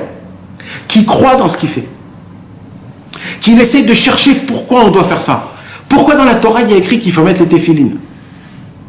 Alors tu ouvres les livres, tu vois que les téphilines, grâce au téfilin, tu arrives à t'attacher à Kadosh Baruch Hu beaucoup plus facile. Kadosh Baruch Hu, il t'écoute. C'est pour ça que téfilin, téléphone, c'est les mêmes mots. C'est comme si que tu le parles vraiment, bête. C'est une vraie, c'est une connexion d'amache. Pourquoi on fait Shabbat? Parce qu'on fait montrer, ouais. Pourquoi on prend un Kelly pour se laver les mains? Exact. Pourquoi on prend un Kelly pour se laver les mains? Parce que la bracha, elle doit descendre dans un Kelly. L'eau, c'est la bracha. Nous, ce qu'on veut pas, c'est que la bracha, l'eau, quand tu ouvres le robinet, elle tombe où? elle tombe dans le truc, dans le trou. Alors, ça veut dire que la bracha, elle tombe dans le trou? Non, mais si tu mets tes mains, dans tes mains, la bracha. Tes mains, c'est pas un Kelly assez. Il faut un vrai Kelly, un vrai récipient. C'est pour ça que Al Netilat Yadaim, les Rachetevot, les Ani. Ani, c'est pauvre. Celui qui fait pas bien Netilat, c'est ça, la bracha, il tombe. Birkat aussi, non? Birkat aussi. Mais là c'est Birkat, c'est pour la richesse. Mais ça, c'est pour la pauvreté. Allez, Nathan. C'est un Américain, on fait les tilates avant d'aller au côté. Il y a un mec qui vient nous voir, il dit en anglais, pourquoi vous prenez un Kelly? Alors on dit, parce qu'on fait. Et il insiste, mais pourquoi? Il insiste. Tu peux te laver comme ça avec les mains. Ouais, Non, c'est pas un récipient, il faut un vrai récipient. Attends, il y a un voisin voisin qui parle avec un copain en anglais, et Tony me dit, ouais, il parle anglais, celui-là qui parle avec lui. Et là, ils ont commencé à parler, et tout là, et le mec il est revenu me voir, il m'a dit, Toda Rabba la crève, celui qui a traduit. Ouais. Pourquoi? Parce qu'il faut un récipient. Ok, pour un chariot de ça. Ouais. Pourquoi un Kelly? Ça, c'est pour la Gdusha, la sainteté. En vérité, Al-Pi Alaha, on n'est pas obligé de faire avec un Kelly après qu'on sort des toilettes. Mais, mes amis, ça ne veut pas dire que maintenant on va arrêter. Mais c'est une ségoula pour la sainteté, mes amis. Ben, Et Nathan, pourquoi à chaque prière qu'on fait, on fait la prière avant de manger le fruit, on fait toutes les prières avant de consommer, et que nous d'abord on se lave les mains et après on fait la prière? très bonne question. Qui a posé cette question? Alors réponds. J'ai la réponse. Vas-y. C'est quand tu nettoies les mains Ouais. que ça te valide la prière. Tu fais d'abord la prière et après tu te laves les mains. Et c'est le fait de se laver les mains après qui te... Nahon. Mais là tu as répondu pour une Netilat Yadayim, mais pas pour un Shariat ça. J'ai pas compris. Netilat Yadayim, tu fais d'abord un Netilat Yadayim. D'abord, tu fais l'acte de te laver les mains et après tu fais la prière. Alors, normalement, quand tu manges un fruit, tu fais d'abord la prière, après tu fais l'acte. Ouais. Donc là, c'est à l'envers. Non, en fait, là, l'acte, c'est quand tu nettoies les mains. C'est pour ça que c'est très important de bien s'essuyer les mains quand tu fais. Ouais, on n'a pas le droit de manger du pain quand tes mains ils sont encore mouillées. Parce que ça rend impur le pain. Essuyer, voilà. Tout Netilat Yadayim, c'est s'essuyer les mains, pas se laver les mains. Mais ce qui paraît très grave de s'essuyer sur soi comme ça les mains, c'est ça te appauvrit. Shechira, ça amène l'oubli. Ça t'amène l'oubli. Ça amène l'oubli. Mais la question, c'est pourquoi. La prière, c'est de se bien s'essuyer les mains. La question, la même question qu'on pose. Une fois que tu as fini la prière, c'est gare, monsieur. Non, avant. C'est important ça, ouais. Non, tu fais. Baruch Ata Hashem Elokeinu melech haolam asher kiddush al Netilat Yadayim. Pourquoi? Parce que tu fais la bracha sur l'essuie, pas sur le lavage. Là, c'est marrant ce que tu as fait. Là, il y a marqué dans l'Écoutéran que Rabbeinu dit bien de mettre les Très, c'est passé bien. Rabbeinu il dit que c'est très très important. Il dit Rabbeinu comme ça. Quand tu lèves tes mains, tu demandes à Hachem la bracha. Et quand tu dis Baruch Ata, tu mets deux comme ça dans tes coudes, comme ça droit ça doit être. Baruch Ata comme ça avec les mains. Baruch Ata Hashem Elokeinu melech haolam asher kiddush banu b'mitzvotav v'tzivanu. Et là tu fais comme ça pour recevoir la bracha. Parce que quand tu dis Al Netilat Yadayim, Elle tombe. tout tombe dans tes mains. Parce que c'est l'eau. Et là tu fais comme ça. Il faut l'attraper, là, faut pas la laisser. Voilà. Donc il faut faire Al Netilat Yadayim. Une fois que tu l'attrapes, il faut continuer les mains. Non. Elle reste encrastée sur toi. Maintenant, la question, c'est aller aux toilettes. Donc, on ne fait pas une bracha avant d'y aller aux toilettes, qu'après d'y aller aux toilettes. C'est la même question. Bah oui, t'as pas le droit de prier avec la vessie pleine. Ah, voilà, parce que tu as la vessie pleine. Et donc, tu n'as pas le droit de prier, tu n'as rien le droit de faire. Donc, d'abord, tu fais tes ablutions et après, tu reviens et. Mais qui tu peux faire. Hein? On s'écarte là, monsieur. Hein? Quand t'as été non, tu peux le faire. Tu peux pas prier. Non, mais ça dépend si tu peux te retenir ou pas. Quoi? C'est codé, c'est codé. Un homme qui a besoin d'y aller aux toilettes, il ne peut pas prier. Un homme qui a besoin d'aller aux toilettes, il ne peut pas prier. Ouais. Mais maintenant, ça dépend. Si tu sens une toute petite sensation, c'est pas grave. On parle quand tu sens vraiment que c'est sérieux. Où tu vas aux toilettes, tu vas à la prière, t'as envie d'aller aux toilettes. Tu te lèves, tu prends un verre de thé. Alors tu peux aller prier, alors c'est valable. Si c'est pas trop, si tu peux si tu peux te retenir 20 minutes, tu peux prier. D'accord. Si tu peux pas te retenir 20 minutes, tu peux pas prier. Pourquoi 20 minutes? C'est comme ça le temps. D'accord. Le minimum, c'est si tu sens que tu peux pas te retenir 20 minutes, tu peux pas prier. Voilà, C'est un son de se retenir. Mais c'est un son de, ouais, mais ça veut dire, c'est ça que ça s'appelle se retenir. pas le choix dans une voiture. C'est ça, se retenir en fait, c'est pas de se retenir, c'est une sensation, tu sais pas, c'est quoi la sensation? Est-ce qu'elle est forte ou elle est pas forte? Si tu sens que dans tes 20 minutes proches qui vont passer, tu peux ne pas aller aux toilettes, tu peux prier. Mais si tu sens que tu pourras pas tenir 20 minutes, alors ben mec, t'es obligé d'y aller aux toilettes. Mais qui sont mes amis, on s'est vraiment écarté. Alors là, Rabbi Nathan. Ouais, ça a cassé tout le boom, exactement. C'est bon, on revient, on attend. Ok. Alors, je répète mes amis, c'est important parce que dans la Torah, donc dans la parashat Kitavo, d'accord? Dans la parashat Kitavo, donc il y a ce qu'on appelle les brachot et les klalot. Les brachot, c'est toutes les bonnes choses. Qui ne veut pas des bonnes choses? Tout le monde veut des bonnes choses. Par contre, les klalot, tout le monde ne veut pas, chas v'shalom, même pas avoir un demi de ce qui se passe. Rabbi Nathan, il nous apprend que si les klalot, ils font partie de la Torah, c'est des mots qui sont saints. Donc si ça fait partie de la Torah, comment tu peux dire que c'est du mal? Puisque la ligne, là où il y a écrit les klala, la malédiction, elle est kadosh comme ce qui a écrit Shema Yisrael Hashem Elokeinu Hashem Echad, c'est pareil. Alors comment tu peux dire sur une klala qui est pas bon? Bonne question. Toute la Torah, tu peux pas dire il y a une partie de cette Torah elle est bonne, une partie de l'autre, tu peux pas. On dit bien qu'une prophétie n'est mal, on peut s'annuler. Alors on peut considérer qu'elle existe. Ah non, elle existe, elle est écrite noir sur blanc jusqu'à la fin de tous les temps. C'est une Torah qui est Chayve Kaya, mais elle ne bougera pas et ça restera tout le temps, tu comprends? Donc comment on peut dire? Alors il dit Rabbi Nathan, Behemet Nachon! Ça n'existe pas une klala dans la Torah, ça n'existe pas. Oui, c'est ça. C'est qui fait la klala, il dit Rabbi Nathan? C'est l'homme quand il fait quelque chose et qu'il n'est pas sincère avec. Quand un homme il fait quelque chose et qu'il n'est pas sincère avec, c'est la plus grande klala. Et il dit, et c'est ça qui va entraîner toutes les klalotes. C'est ça qui va entraîner toutes les klalotes. Tout ce qui est écrit dans toute la parashat Kitavo, ça s'arrive à qui? Quand quelqu'un il fait quelque chose, quand il n'est pas sincère. Maintenant, il y a quelque chose qu'il faut que je vous dise, et qui est très important, parce que là tout de suite, vous allez tous me dire... Tu peux même être sincère dans le mal. Hein? Tu peux même être sincère dans le mal. Tu peux être sincère dans faire quelque chose de la quoi, faire une mise en part. Non mais sincère, tu sais ça veut dire quoi sincère? Honnête. Sincère, c'est pas juste honnête. Sincère, c'est que tu le fais par ton propre volonté. Ta propre volonté. Ouais, mais ça, c'est pas la personne le fait. Eh ben non, moi je vais te prouver que même toi, tu fais des choses par ta propre volonté. Dans la Torah, il y a plein de choses qu'on fait par notre propre volonté. Comme quoi? Comme quoi, par exemple, Shalom Aleichem Uriel. Shalom Aleichem Uriel, Mazal Tov Uriel, c'est son anniversaire. Oh, Mazal Tov, Vatna Besri. Jamais mourant.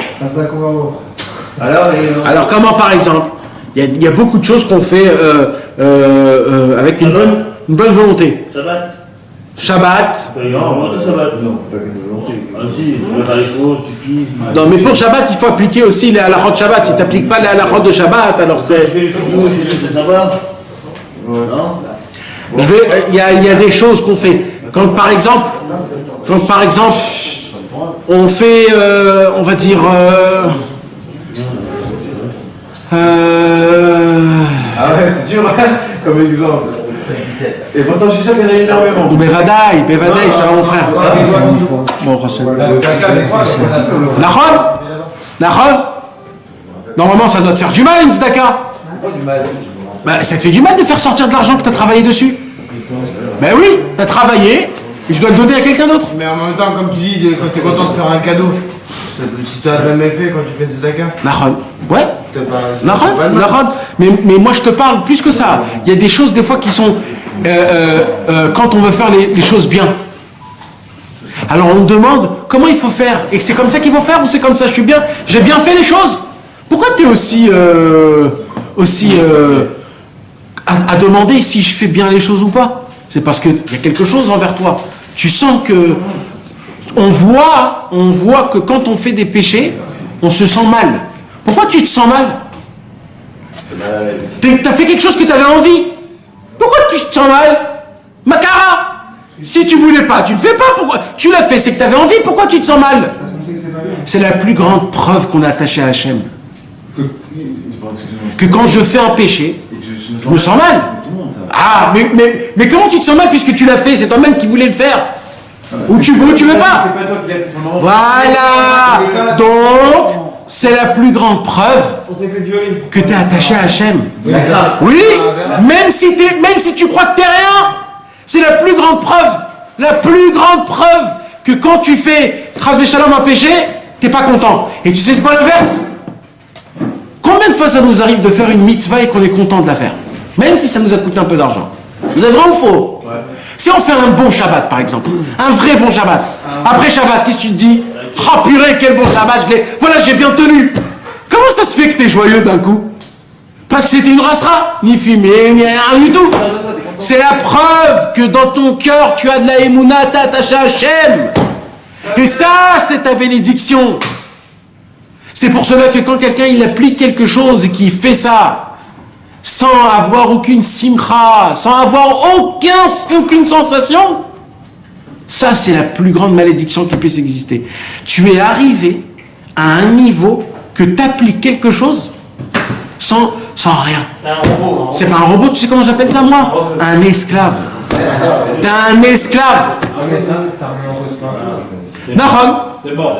Alors, c'est ce que je voulais dire tout à l'heure. Qu'est-ce que je voulais dire tout à l'heure? Maintenant que j'ai dit ça, vous allez revenir me dire non, mais c'est important d'en parler. Justement, comme il a dit tout à l'heure. Alors attends, voilà, c'est ça. Alors, si c'est ça. Quoi? Des fois, tu reçois une mauvaise nouvelle. Ouais. Par exemple, c'est l'heure de Mincha, tu dois aller à Mincha. Ouais. Quand t'as mauvaise nouvelle, on va dire des fois, c'est dur de. Nahon. Mais moi, là, t'es allé trop loin. Non, il y a des fois. Combien de fois on est. Non, mais tiens, combien de fois on est arsub pour rien? Et c'est quoi même pas un arsub? T'es pas joyeux. Combien? Soit, t'es rien. C'est-à-dire, t'es ni là, ni là. T'es joyeux que tu peux nous interrompre. Ah, mais tu sais, un jour quelqu'un il m'a dit, Rabbeinu te laisse pas le choix. C'est pas comme si tu avais le choix, faire ou pas faire. Là, il t'a pas laissé le choix. C'est-à-dire, là, il te dit pas, là, il te dit que tu es obligé d'être joyeux tout le temps. Ça veut dire que tu fais des mitzvot, que tu fais des avérotes, que tu étudies, que tu étudies pas. Tout le temps, tu es obligé d'être joyeux. Et comment on fait pour être joyeux quand on peut pas? Attends, laisse finir. Ouais, c'est pas ça la question.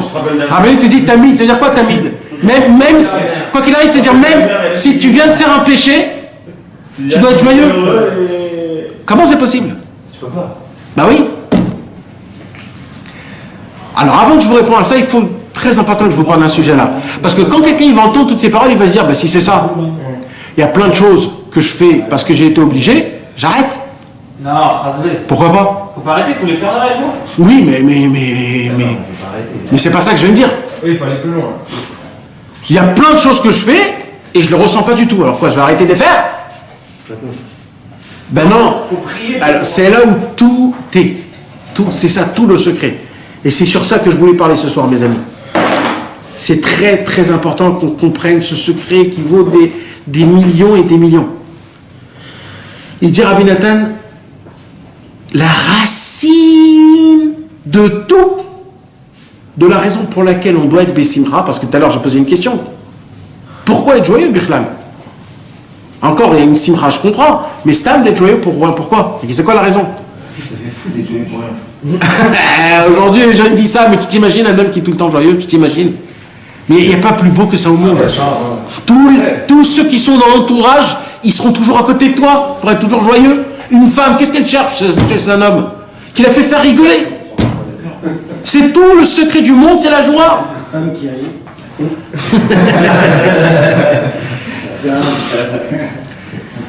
Il dit Rabbi Nathan, c'est quoi le secret de toute la joie?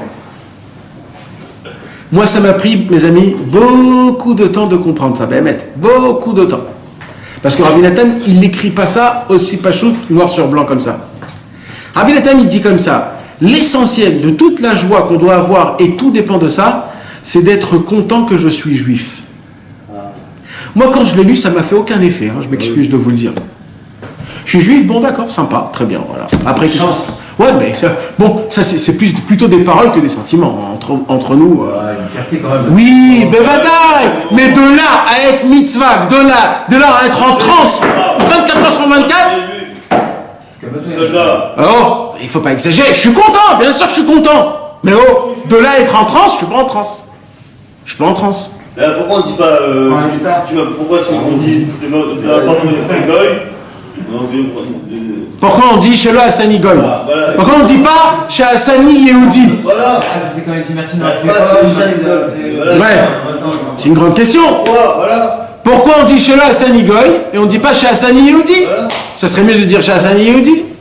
Non, parce qu'on est cité Goy, cité pas Goy. Non, il fallait dire Baruch Ata Hashem que tu m'as fait juif. Pourquoi je fais la bracha que tu m'as pas fait Goy? Pourquoi il dit pas chez Hassani et Arabi par exemple? Parce qu'après on n'en termine pas après. On va faire un arabe. Ah, mais c'est vrai, pourquoi Pourquoi un goy ce qui est pas vu. Voilà ce qui est pas vu. C'est français.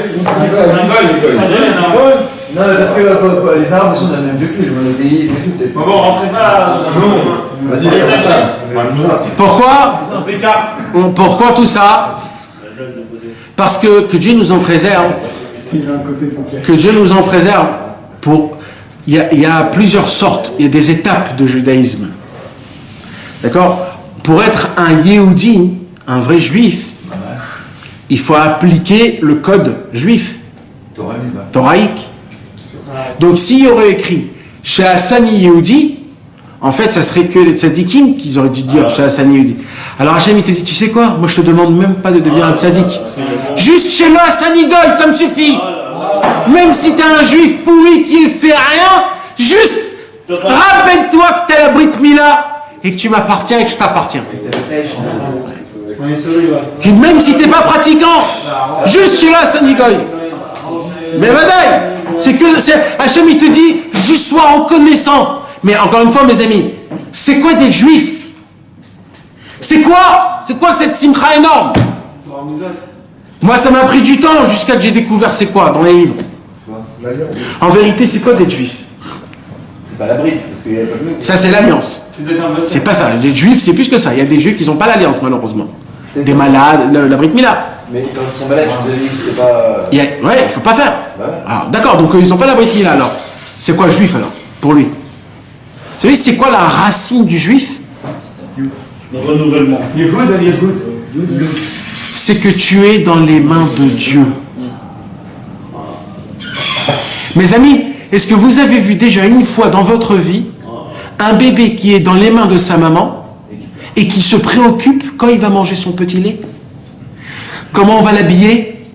Ou quand il a fait caca, est-ce qu'elle va me changer les couches? Il se préoccupe de rien. Il pleure juste quand il a envie, il sait qu'il va la recevoir cet été, et c'est tout ce qui reste. Un juif, il est dans les mains de Dieu. Le moindre de choses que j'ai besoin qui me manque, Dieu te le donne comme une femme tient son nourrisson à elle. Si on comprend ça, on saura toute notre vie Bessimcha Rabba. Et tout le problème qu'on n'est pas Bessimcha, c'est le manque de Emouna qu'on est comme ça. Je comprends, je ne peux pas comprendre quand tu es dans le. Nahon, mais tu tombes en youch parce que ça. Maintenant il te dit Hachem, il te dit là, et c'est ça le secret. Après, quand t'as pas, tu ne peux pas être Bessimcha de ça avoir, par exemple, tu manques quelque chose, tu ne peux pas être Bessimcha de ça. C'est après que tu as reçu. C'est avant que tu as reçu.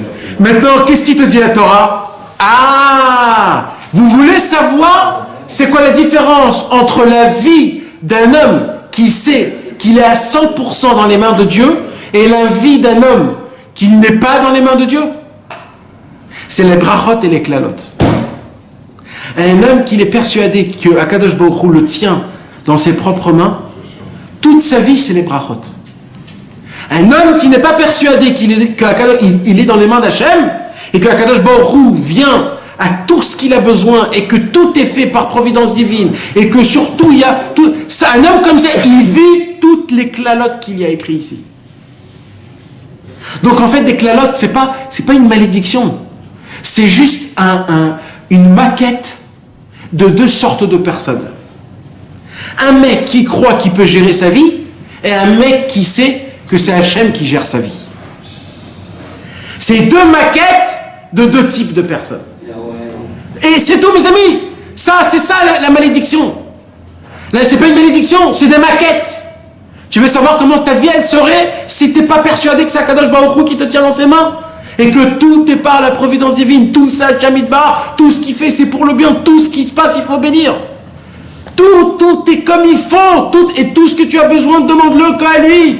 Mais toute ta demande que vers Hachem Yitbarach.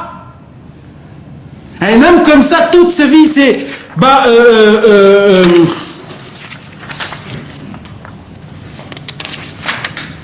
Baruch Ata Ba'ir, Baruch Ata Basadeh, Baruch Pri Bitnecha, Pri Admatecha, etc., etc., etc.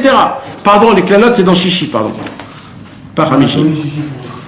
Les klalotes, c'est Chichi. Hamishi, c'est les brachot.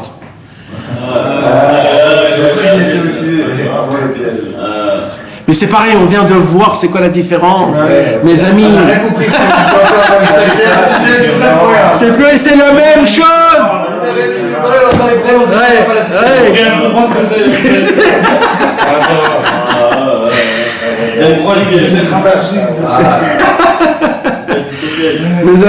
Mes amis, tout le secret il est là. Pourquoi Rabbi Nachman il a tant un jour il y a Rabbi Nachman, il y a un élève qui vient, il rentre chez lui à la maison et il lui pose une question, je sais pas quoi. Rabbi Nachman il lui dit je veux que tu poses cette question à Rabbi Nathan. Alors cet élève là il disait Rabbi, je suis nouveau, je connais pas encore Rabbi Nathan. Alors Rabbi Nachman il dit c'est très simple, tu sors dehors, il a un visage rayonnant, tu vas le faire, attention directement, j'ai même pas besoin de te le décrire. Il a dit c'est quoi ce... Bon, il sort dehors, il a dit et j'ai vu un havrer, c'est-à-dire un jeune qui tenait des bouts de pain, des bégalés, des pains, et qui marchait, vous savez, comme les enfants, quand ils sont contents, ils marchent, ils sautent comme ça. Et ben Rabbi Nathan, avec toute sa sagesse, avec tout, il marchait comme un petit bébé, comme ça, il était rayonnant, Rabbi Nathan. Il a dit ça, c'est sûr que c'est Rabbi Nathan. Pourquoi on n'a aucune photo de Rabbi Nathan, Rabbi Nachman? Parce qu'il ne faut pas être s'attacher à la... Pourquoi on n'a pas au moins une seule photo des archives et tout? C'est pareil, c'est un de répondre. Non, on va s'attacher. Tu faut étudier pour le but. Parce que le vrai Rabbi Nathan, on va le perdre si on va tout mettre dans la photo. Et là, on met tout dans les écrits pour le connaître, pour essayer de le décrire, de découvrir. Donc, en fait, mes amis, on croit que la joie, on peut jouer avec ça. On n'a pas le droit d'être triste. On n'a pas le droit. On n'a pas le droit de faire des choses qui vont nous rendre tristes. Et encore une fois, mes amis, c'est quoi la joie, rappelez-vous? La vraie joie, parce qu'il pose une question à Rabbi Nathan, il dit, dis-moi, une joie qui est temporaire, c'est une vraie joie, ça, ou pas? Non, elle est forcément bien l'intérêt. Une joie véritable, c'est une joie éternelle, il dit Rabbi Nathan. Éternel, c'est quoi permanente? Non, l'éternel, c'est que ça s'arrête jamais. Il n'y a pas d'intérêt. C'est pas qu'une fois ça marche, une fois ça marche pas. C'est permanent, tout le temps. Exactement, permanent. Tu peux la retrouver, tu peux la retrouver. Exactement. Si c'est une joie momentée, c'est pas une joie. Ça s'appelle pas une joie. C'est un moment de kiff. D'accord? Rashi pose une très bonne question. Il dit comment ça se fait que quand un homme est né, on est joyeux? Quand un homme est né, un bébé est né, on est joyeux. Et quand il meurt, on pleure. Comment c'est possible? Normalement, ça devait être exactement l'inverse. Pourquoi? D'ailleurs, le bébé, quand il naît, il pleure. Et quand il meurt, il pleure pas. Il est joyeux parce qu'il est libéré. Non, tu dis un bébé quand il est né, il pleure. Ouais. Et quand il part, une vieille personne, donc c'est plus un bébé. C'est plus un bébé, il pleure pas. Et nous, quand il y a un bébé qui naît, on est content. Et quand on enterre quelqu'un, c'est nous qui pleurons. C'est Rachi qui pose cette question. Alors, ça veut dire quoi cette question en fait? Il dit Rachi, parce que si tu penses bien maintenant, un bébé qui naît, tous les jours qui passent, il se rapproche de la mort. Vrai ou faux? Alors, il dit par contre, quand quelqu'un il meurt, il va vivre éternellement. Alors pourquoi on pleure nous? En vérité, on devait pleurer quand on devrait pleurer. Alors, il dit Rachi, une réponse qui est exceptionnelle. Il dit Rachi comme ça. C'est vrai que de base, si tu me poses la question dans le ciel, de descendre ou de ne pas descendre, je te dis de ne pas descendre. Parce que ça ne vaut pas la peine de descendre. Tellement ce monde, il est difficile. Et... Il dit, mais si tu es déjà descendu, saute et danse toutes les secondes de ta vie. Parce que ce que tu peux acquérir dans ce monde-ci, tu ne pourras jamais l'acquérir dans le ciel d'en haut. Parce que dans ce monde-ci, fais-toi une liste en entière de tout le mal que tu peux faire. Fais une liste. Je peux manger du porc, je peux manger du lait, de la viande. Fais tous les péchés que tu peux.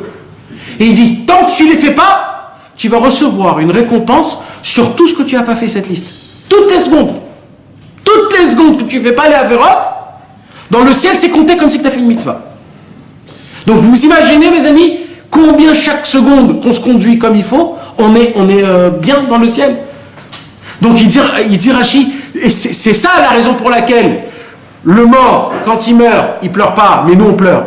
Parce que le mort, il pleure pas parce qu'il est content qu'il en a fini. Mais nous on pleure en vérité, pourquoi? Parce qu'on se dit, t'imagines une seconde encore qu'il aurait tenu dans ce monde-ci, il aurait reçu des cadeaux comme si qu'il n'avait pas fait tous les péchés de tout ce qui est écrit dans la Torah. C'est-à-dire, dans la Torah, il y a écrit 365 péchés. Chaque seconde que tu fais pas de péché, tu fais 365 mitzvot. Des mitzvot comme quoi tu n'as pas fait de péché. Mais c'est comme ça le compte dans le ciel. Il y a 365 jours. Et il y a 3, ouais. C'est pas pour rien. Alors tout le monde est tzadikim. Ah, c'est ça qu'on dit. Alors ça veut dire en gros, dans un direct, quand tu fais toi une bonne et que tu t'auto-juges, tu peux lui dire maintenant, bah aujourd'hui j'ai tué personne. Nahon. Ouais. Mais tu sais, il faut que ça soit sincère. Et tu sais qui faisait ça? Tous les élèves de Rabbeinu et de Rabbi Nathan.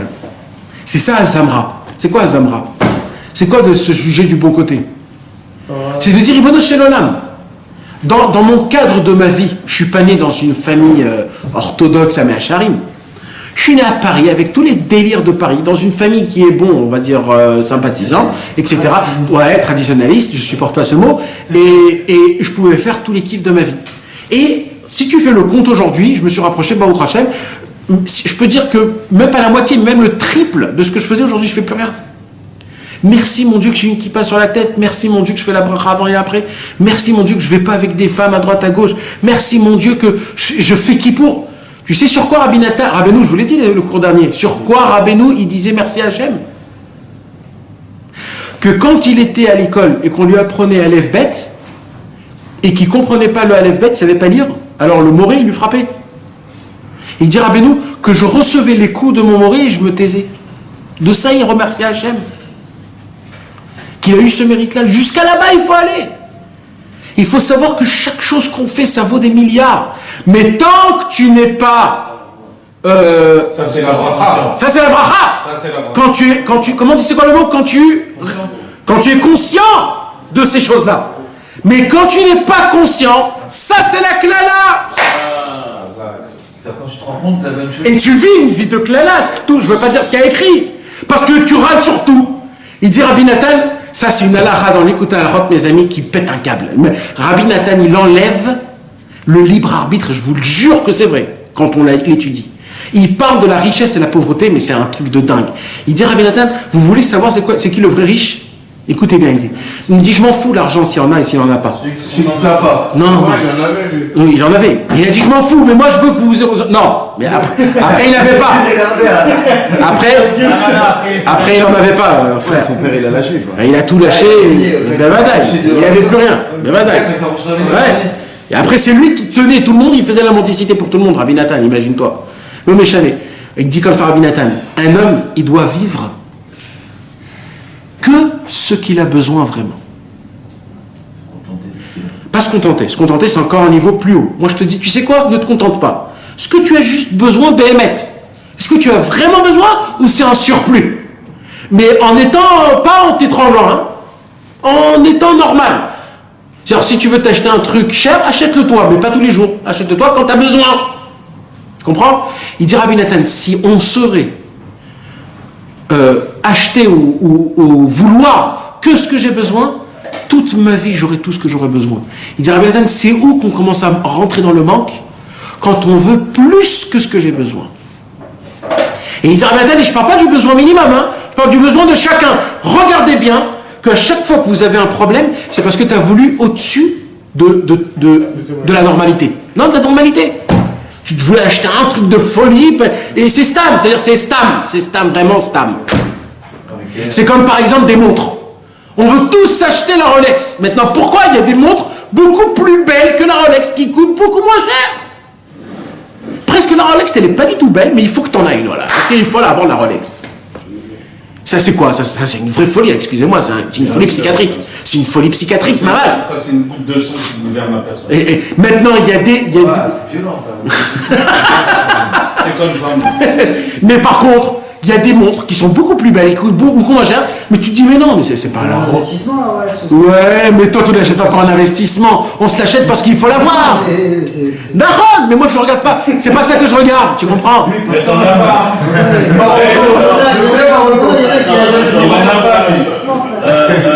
C'est une des plus belles montres abordables sur le marché. Jonathan Shushan, je parlais pas de la Rolex.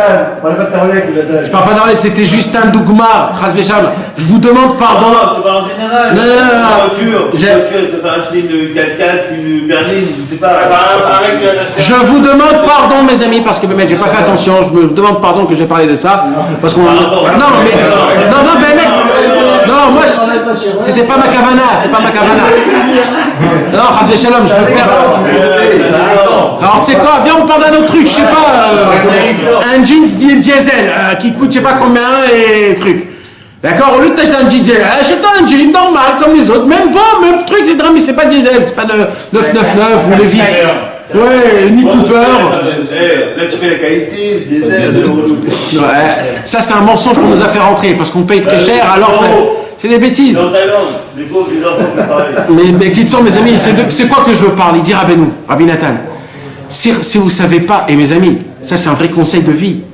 C'est-à-dire, si vous avez des problèmes, le psychiatre, il va te dire cette même parole. Ça veut dire, tous les problèmes, ils viennent parce que tu veux t'exaucer un rêve qui est pour rien, qui est au-dessus de tes besoins. Et ça c'est la malédiction.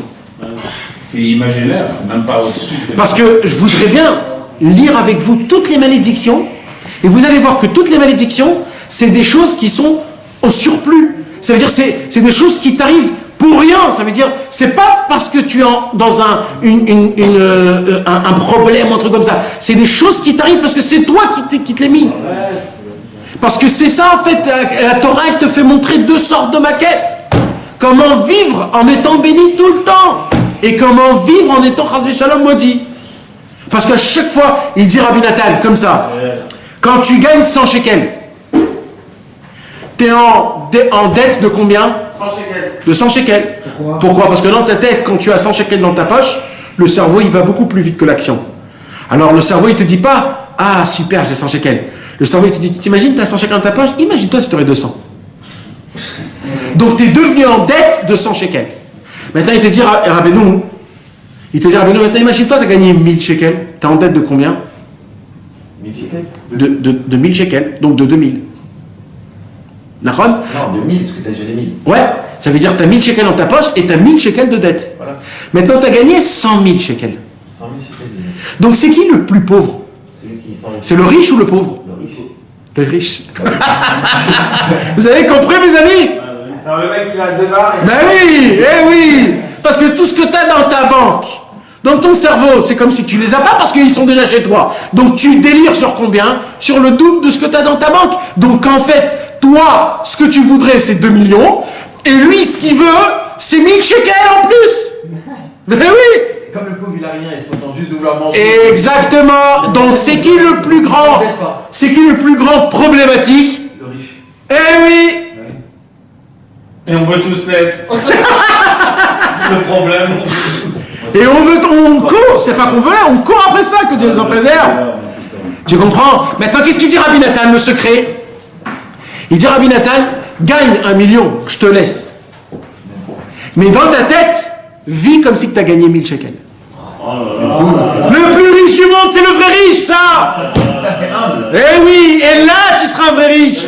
Parce que ce que tu veux, c'est que 1000 shekels en plus. T'as compris le vice, comment il est fort? On a dit celui qui gagne 1 million, il a une dette de 1 million. Alors il dira, Benou, gagne le 1 million. Mais, dans ta tête, fais comme si tu avais 1000 shekels. Comme ça, ton délire, il sera que 1000 shekels. Et en fait, t'as 1 million. Mais il faut vivre comme ça. Ça veut dire, c'est pour ça. N'achète pas des trucs. Vis comme si tu as gagné 1000 shekels comme tout le monde. C'est tout. C'est ça le secret de la bracha. C'est quoi la bracha? Mais maintenant, tu sais quoi? Ça, c'est un vice que je vous ai dit. Pourquoi? Parce qu'on va gagner que 1000 shekels. Non, parce que ça, c'est un vice. Vous savez pourquoi? Je vous ai mis dans... C'est quoi le vice? Vous devez vous lever, me donner des coups. Comment tu nous veux? Non, il dit Rabbi Nathan, ça c'est pour un mec qu'il s'est fait tout seul. Mais si c'est un fils de riche, il a besoin de se tracasser de quelque chose? Non. Il dit Rabbi Nathan, eh ben non, on est les enfants de Dieu. On est riche déjà de base. On est les enfants de Dieu. Pourquoi vous vous tracassez? Alors celui qui se tracasse, c'est parce qu'il ne croit pas qu'il est dans le fils de Dieu. Donc lui, il y a l'éclalote pour lui. Par contre, celui qui sait qu'il est dans les mains de Dieu, et que tout Hachem, il fait tout, il nous demande, tout, il nous donne, et il veut juste une seule chose, qu'on se remet qu'à lui, on se remet qu'à lui. Ah, tu te remets à moi? Il n'y a pas de problème, fiston. Tout ce que tu veux, tu l'auras. Avant de le demander. Avant de le demander. Parce que de base, tu sais que ça vient de chez moi. Il y a écrit que les tzadikim, avant qu'ils demandent, ils ont la chose. Comme c'est écrit. Jusqu'à la porte, hein. Ils n'ont même pas besoin de sortir dehors. Comme la manne. Comme la manne, avant qu'il demande, ça veut dire. Ouais. Akadosh Baruch Hu, il fait tac tac tac tac, tiens, d'un coup, il faut payer. Ah bah voilà, j'ai ce qu'il faut. Ça c'est de vivre quand tu sais que tout est dans les mains d'Hachem. Vous savez comment il demandait de l'argent le Baal Shem Tov? Comment il demandait de l'argent le Baal Shem Tov? Le Baal Shem Tov, il avait besoin d'argent. Parce que vous savez que le Baal Shem Tov, tout l'argent qu'il avait, il était obligé de donner en tzedaka le jour même. Tout.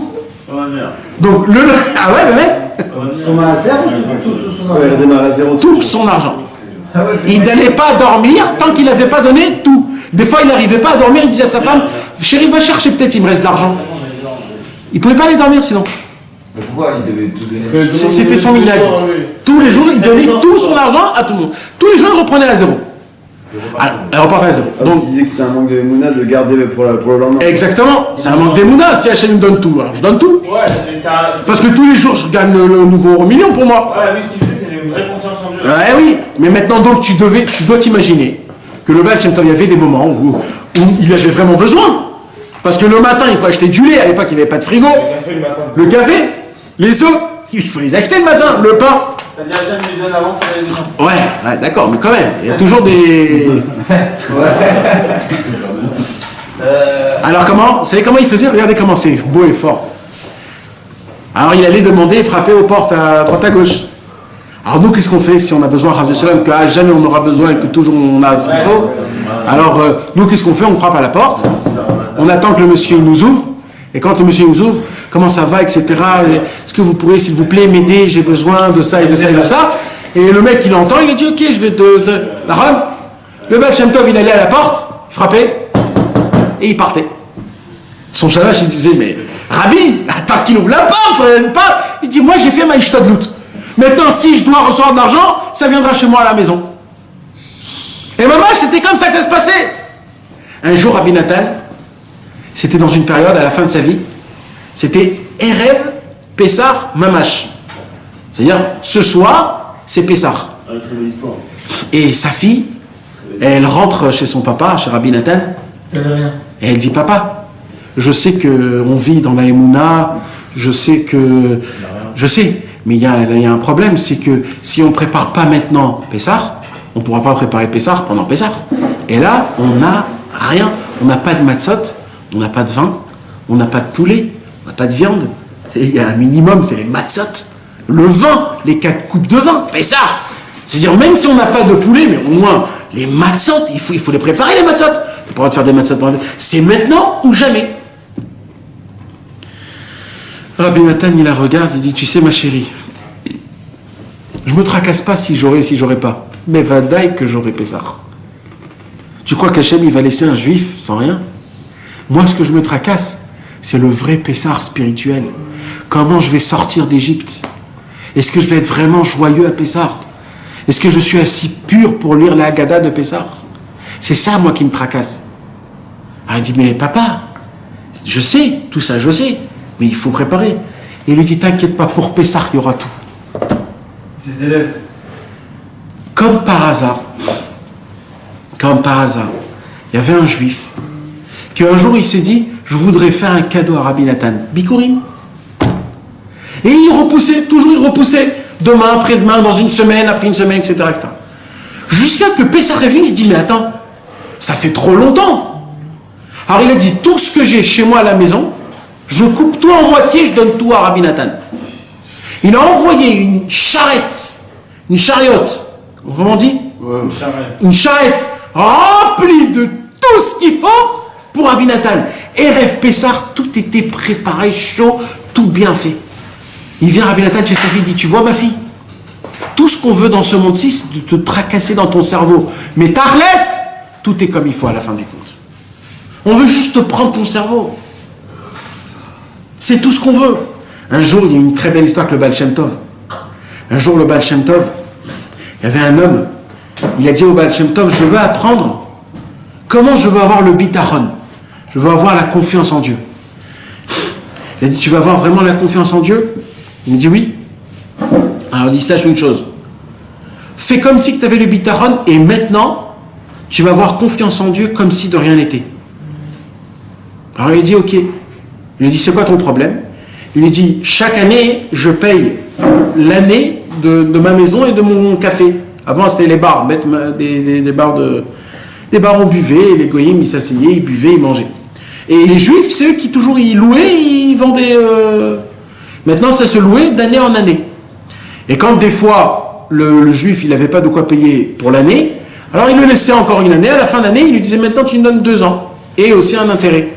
Et il y avait des goyim qui savaient qu'ils étaient méchants, qui savaient qu'ils n'avaient pas assez d'argent, ils laissaient 5 ans, 6 ans, 7 ans. Dès que ça arrivait à une très grande note, qu'est-ce qu'ils faisaient? Ils les prenaient, ils vendaient les enfants du juif. Ils se faisaient beaucoup plus d'argent. C'est comme ça qu'ils faisaient. Donc il y a ce juif-là qui est venu chez le Baal Shem Tov en lui disant, je veux du bitachon, et il lui disait, je suis arrivé à un niveau où ça fait 10 ans que je n'ai pas payé mon loyer. Et là, il m'a dit que ce soir à minuit, si je ne paye pas, il vient, il prend ma femme, mes enfants, et il les vend.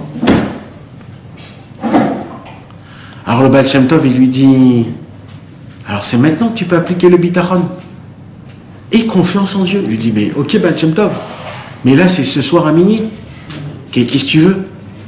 Et il dit, et le bitachon, si tu n'arrives pas, fais comme si. Fais comme si. Et confiance en Dieu, et confiance. Qu'est-ce que tu as à perdre? Qu'est-ce que tu as à perdre? Dans tous les cas, tu ne les as pas. Alors il lui dit, ok, je fais comme tu m'as dit. Il rentre chez lui à la maison, il commence à devenir noir.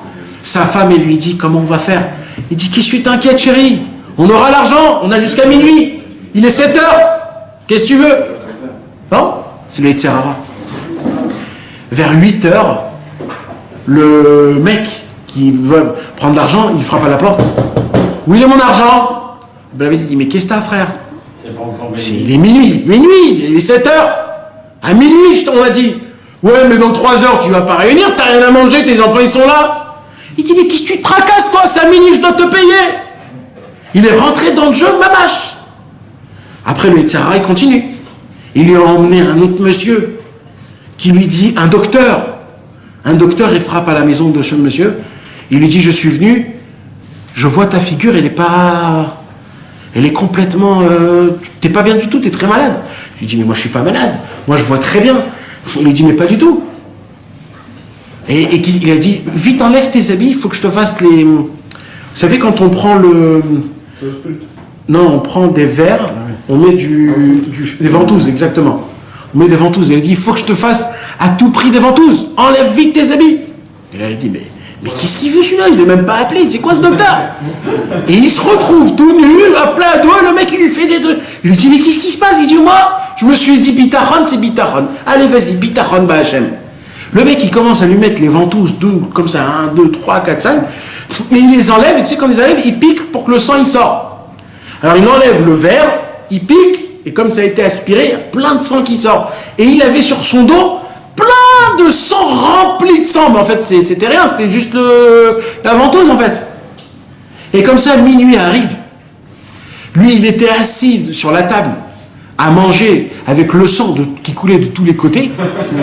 Et là, le monsieur qui vient prendre l'argent, il rentre dans la maison et il voit, lui, sur la table avec le sang qui coule. Il dit, mais qu'est-ce qui t'est arrivé? Et il dit, bah, je suis malade. Et il dit, comment quoi? Comme ça, sur la table à manger, comme ça, t'es malade? T'es pas malade, t'es en train de mourir. Et il dit, bah, qu'est-ce que tu veux que je te dise?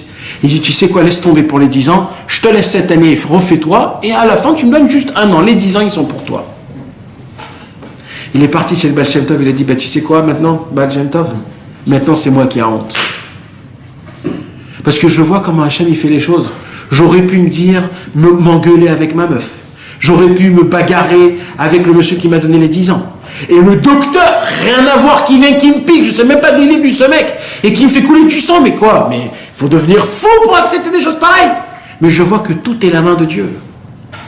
Tout le problème, c'est quoi? Que je me mets pas entre ses mains. Tu t'imagines comment le bébé, il pleure, un nourrisson, comment il pleure quand la maman lui lave la couche? Vous avez vu? Comment il pleure comme si qu'on lui pique. Mais c'est pour ton bien, espèce d'imbécile. Qu'est-ce que tu cries, qu'est-ce que tu pleures? Après, il est très bien, il sent bon avec sa belle couche, etc. Il sent très bon. Mais pourquoi tu cries, tu pleures? Parce que pour lui, le plus grand problème au monde, c'est quoi? C'est quand on lui change la couche. Et il a froid. On lui change la couche. Ou alors quand on le fait le bain. Tu sais, quand les nourrissons, quand on leur fait le bain, c'est de la folie. C'est une bagarre. Mais lui, après, qu'est-ce qui se passe? Il est très beau, il est coiffé, il sent bon, etc. Mais dans l'eau, il était... Mais pourquoi? Parce que pour lui, c'est très grave. Eh ben nous, c'est pareil. Quand on a un petit problème d'argent, quand on a un petit problème de santé, on s'affole comme si de rien n'était. Mais oh, t'inquiète, ça passe, tu vas oublier. Tu vas oublier, ça finit, c'est terminé. Tout ça, c'est des bêtises. Tu es entre mes mains. T'as déjà vu une maman qui laisse tomber son bébé? Un papa qui laisse tomber son bébé, t'as vu? Ouais, ça on a vu, mais une maman, on va dire. Une maman, quand elle pleure 4, 5 fois dans la nuit, elle va se réveiller. Ça va se réveiller. Akadosh Baruch Hu, quand on pleure, Akadosh Baruch Hu, il se réveille tout de suite. Ça n'existe pas qu'un homme, il pleure et qu'Akadosh Baruch Hu ne fait pas attention. Mais pour cela, mes amis, il faut savoir chez qui se remettre. C'est Hachem Yitbarach. Pour vivre une vie de bracha. Mais quand on vit une vie où je peux me faire, je vais faire de l'argent, je vais créer une maison, je vais faire une boîte, je vais faire, c'est moi qui fais, c'est moi qui me lève Ratzot, c'est moi qui a prié, c'est moi qui voyage, mais tu te prends pour qui? Qu'est-ce que t'es? Tu crois que c'est toi? Je vais te faire montrer comment c'est toi, en 5-7 t'auras plus rien. Je vais tout enlever. Ça c'est la klala. Donc en fait, la bracha et la klala, c'est pas une bracha et une klala. En fait, Moshe Rabbeinu, il dit, écoutez les gars, à qui vous voulez ressembler? À ça ou à ça? C'est ça qu'il dit Moshe Rabbeinu. Donc on apprend quoi? On apprend qu'en fait, les brachot et les klalot de Kitavo, c'est même pas une bracha et une klala, c'est la plus grande démonstration de Moshe Rabbeinu qui ne peut pas exister au monde. C'est la démonstration de Moshe Rabbeinu. C'est pour ça que c'est quelque chose d'énorme, que Dieu nous en préserve. Les gens qui disent, oh là là, j'ai très peur, les klalotes, mais espèce d'imbécile. C'est le plus grand beau conseil que Moshe Rabbeinu il te donne. Et oui, c'est même un cadeau. Moshe Rabbeinu il te donne, il te dit qu'est-ce qui va se passer quand tu crois que c'est toi qui te mets dans, c'est toi qui est dans tes mains, dans tes propres mains, c'est toi qui fais, c'est toi qui... Mais non, rien n'est dans tes mains, il n'y a qu'une seule chose qui est dans tes mains. La volonté. Ça, c'est que dans tes mains. Tu veux faire la chose ou tu veux pas faire la chose? Le matin, tu mets les téfilines parce que tu as l'habitude de mettre des téfilines ou parce que tu veux mettre les téfilines? Après, on s'en fout, tu les mets pas, c'est une autre histoire. Quand tu fais Shabbat parce que tout le monde fait, parce que tu es obligé de faire, parce qu'on t'a dit que celui-là il est péché, ou parce que tu veux vraiment faire Shabbat. Et ainsi de suite. C'est la volonté le plus importante, la seule chose qui t'appartient, c'est la volonté. Même si tu fais un péché, mais tu ne veux pas faire le péché, frère, dans le ciel, c'est compté presque pour rien. Parce que tout, c'est la volonté. Tout, c'est la volonté. La volonté, c'est la simcha. C'est la simcha, c'est la preuve. La simcha, c'est la preuve que ce que tu le fais parce que tu veux le faire. Parce que tu vas goûter ta volonté que tu vas simcha. Si tu vas pas goûter ta volonté. Non, mais même si tu as un petit peu de volonté, crois-moi que la simcha, elle est en fonction de ta volonté. Ça, c'est la plus grande preuve. Le fait est que tu fais les choses, simcha, c'est la preuve que ce que tu l'as fait parce que c'est toi qui le veux. Et si tu fais les choses pas par simcha, sache que tu as un problème dans la volonté. Tu fais les choses parce que tu es obligé. Naran. C'est pour ça que notre travail à nous, c'est quoi? C'est d'apprécier, de reconnaître, de tout remettre dans les mains de Dieu. De dire, mon Dieu, je t'en supplie, je veux tellement te travailler, je veux tellement te servir. C'est comme ça qu'on travaille. C'est pour cela que moi j'aurais dit que cette paracha d'Afka, c'est une ségoula d'Afka de monter dans cette paracha d'Afka. Pour nous donner cette vie-là de vivre tout ce que je fais parce que c'est moi qui le veux. Si je le veux, je veux faire de la bonté à Hachem. Je veux le faire, pas kiffer, mais je veux, Bessimcha, je veux le rendre, je veux qu'il kiffe de moi. Reconnaître que tout vient d'Hachem. Une toute petite reconnaissance d'appliquer la Torah. Il faut prendre la 6e alors. Mais c'est pour ça que tu l'as Bessimcha, surtout même quand tu déjà, il y a une avéra. Ça veut dire que ça, ils sont pas heureux. Les montées des Ouais, c'est ça, c'est même dans ce bout en cas. Il a dit même bien pour la 6e, il a dit pas un spécial. Il faut prendre les deux, je monte 5 et 6. Ah, et mes amis.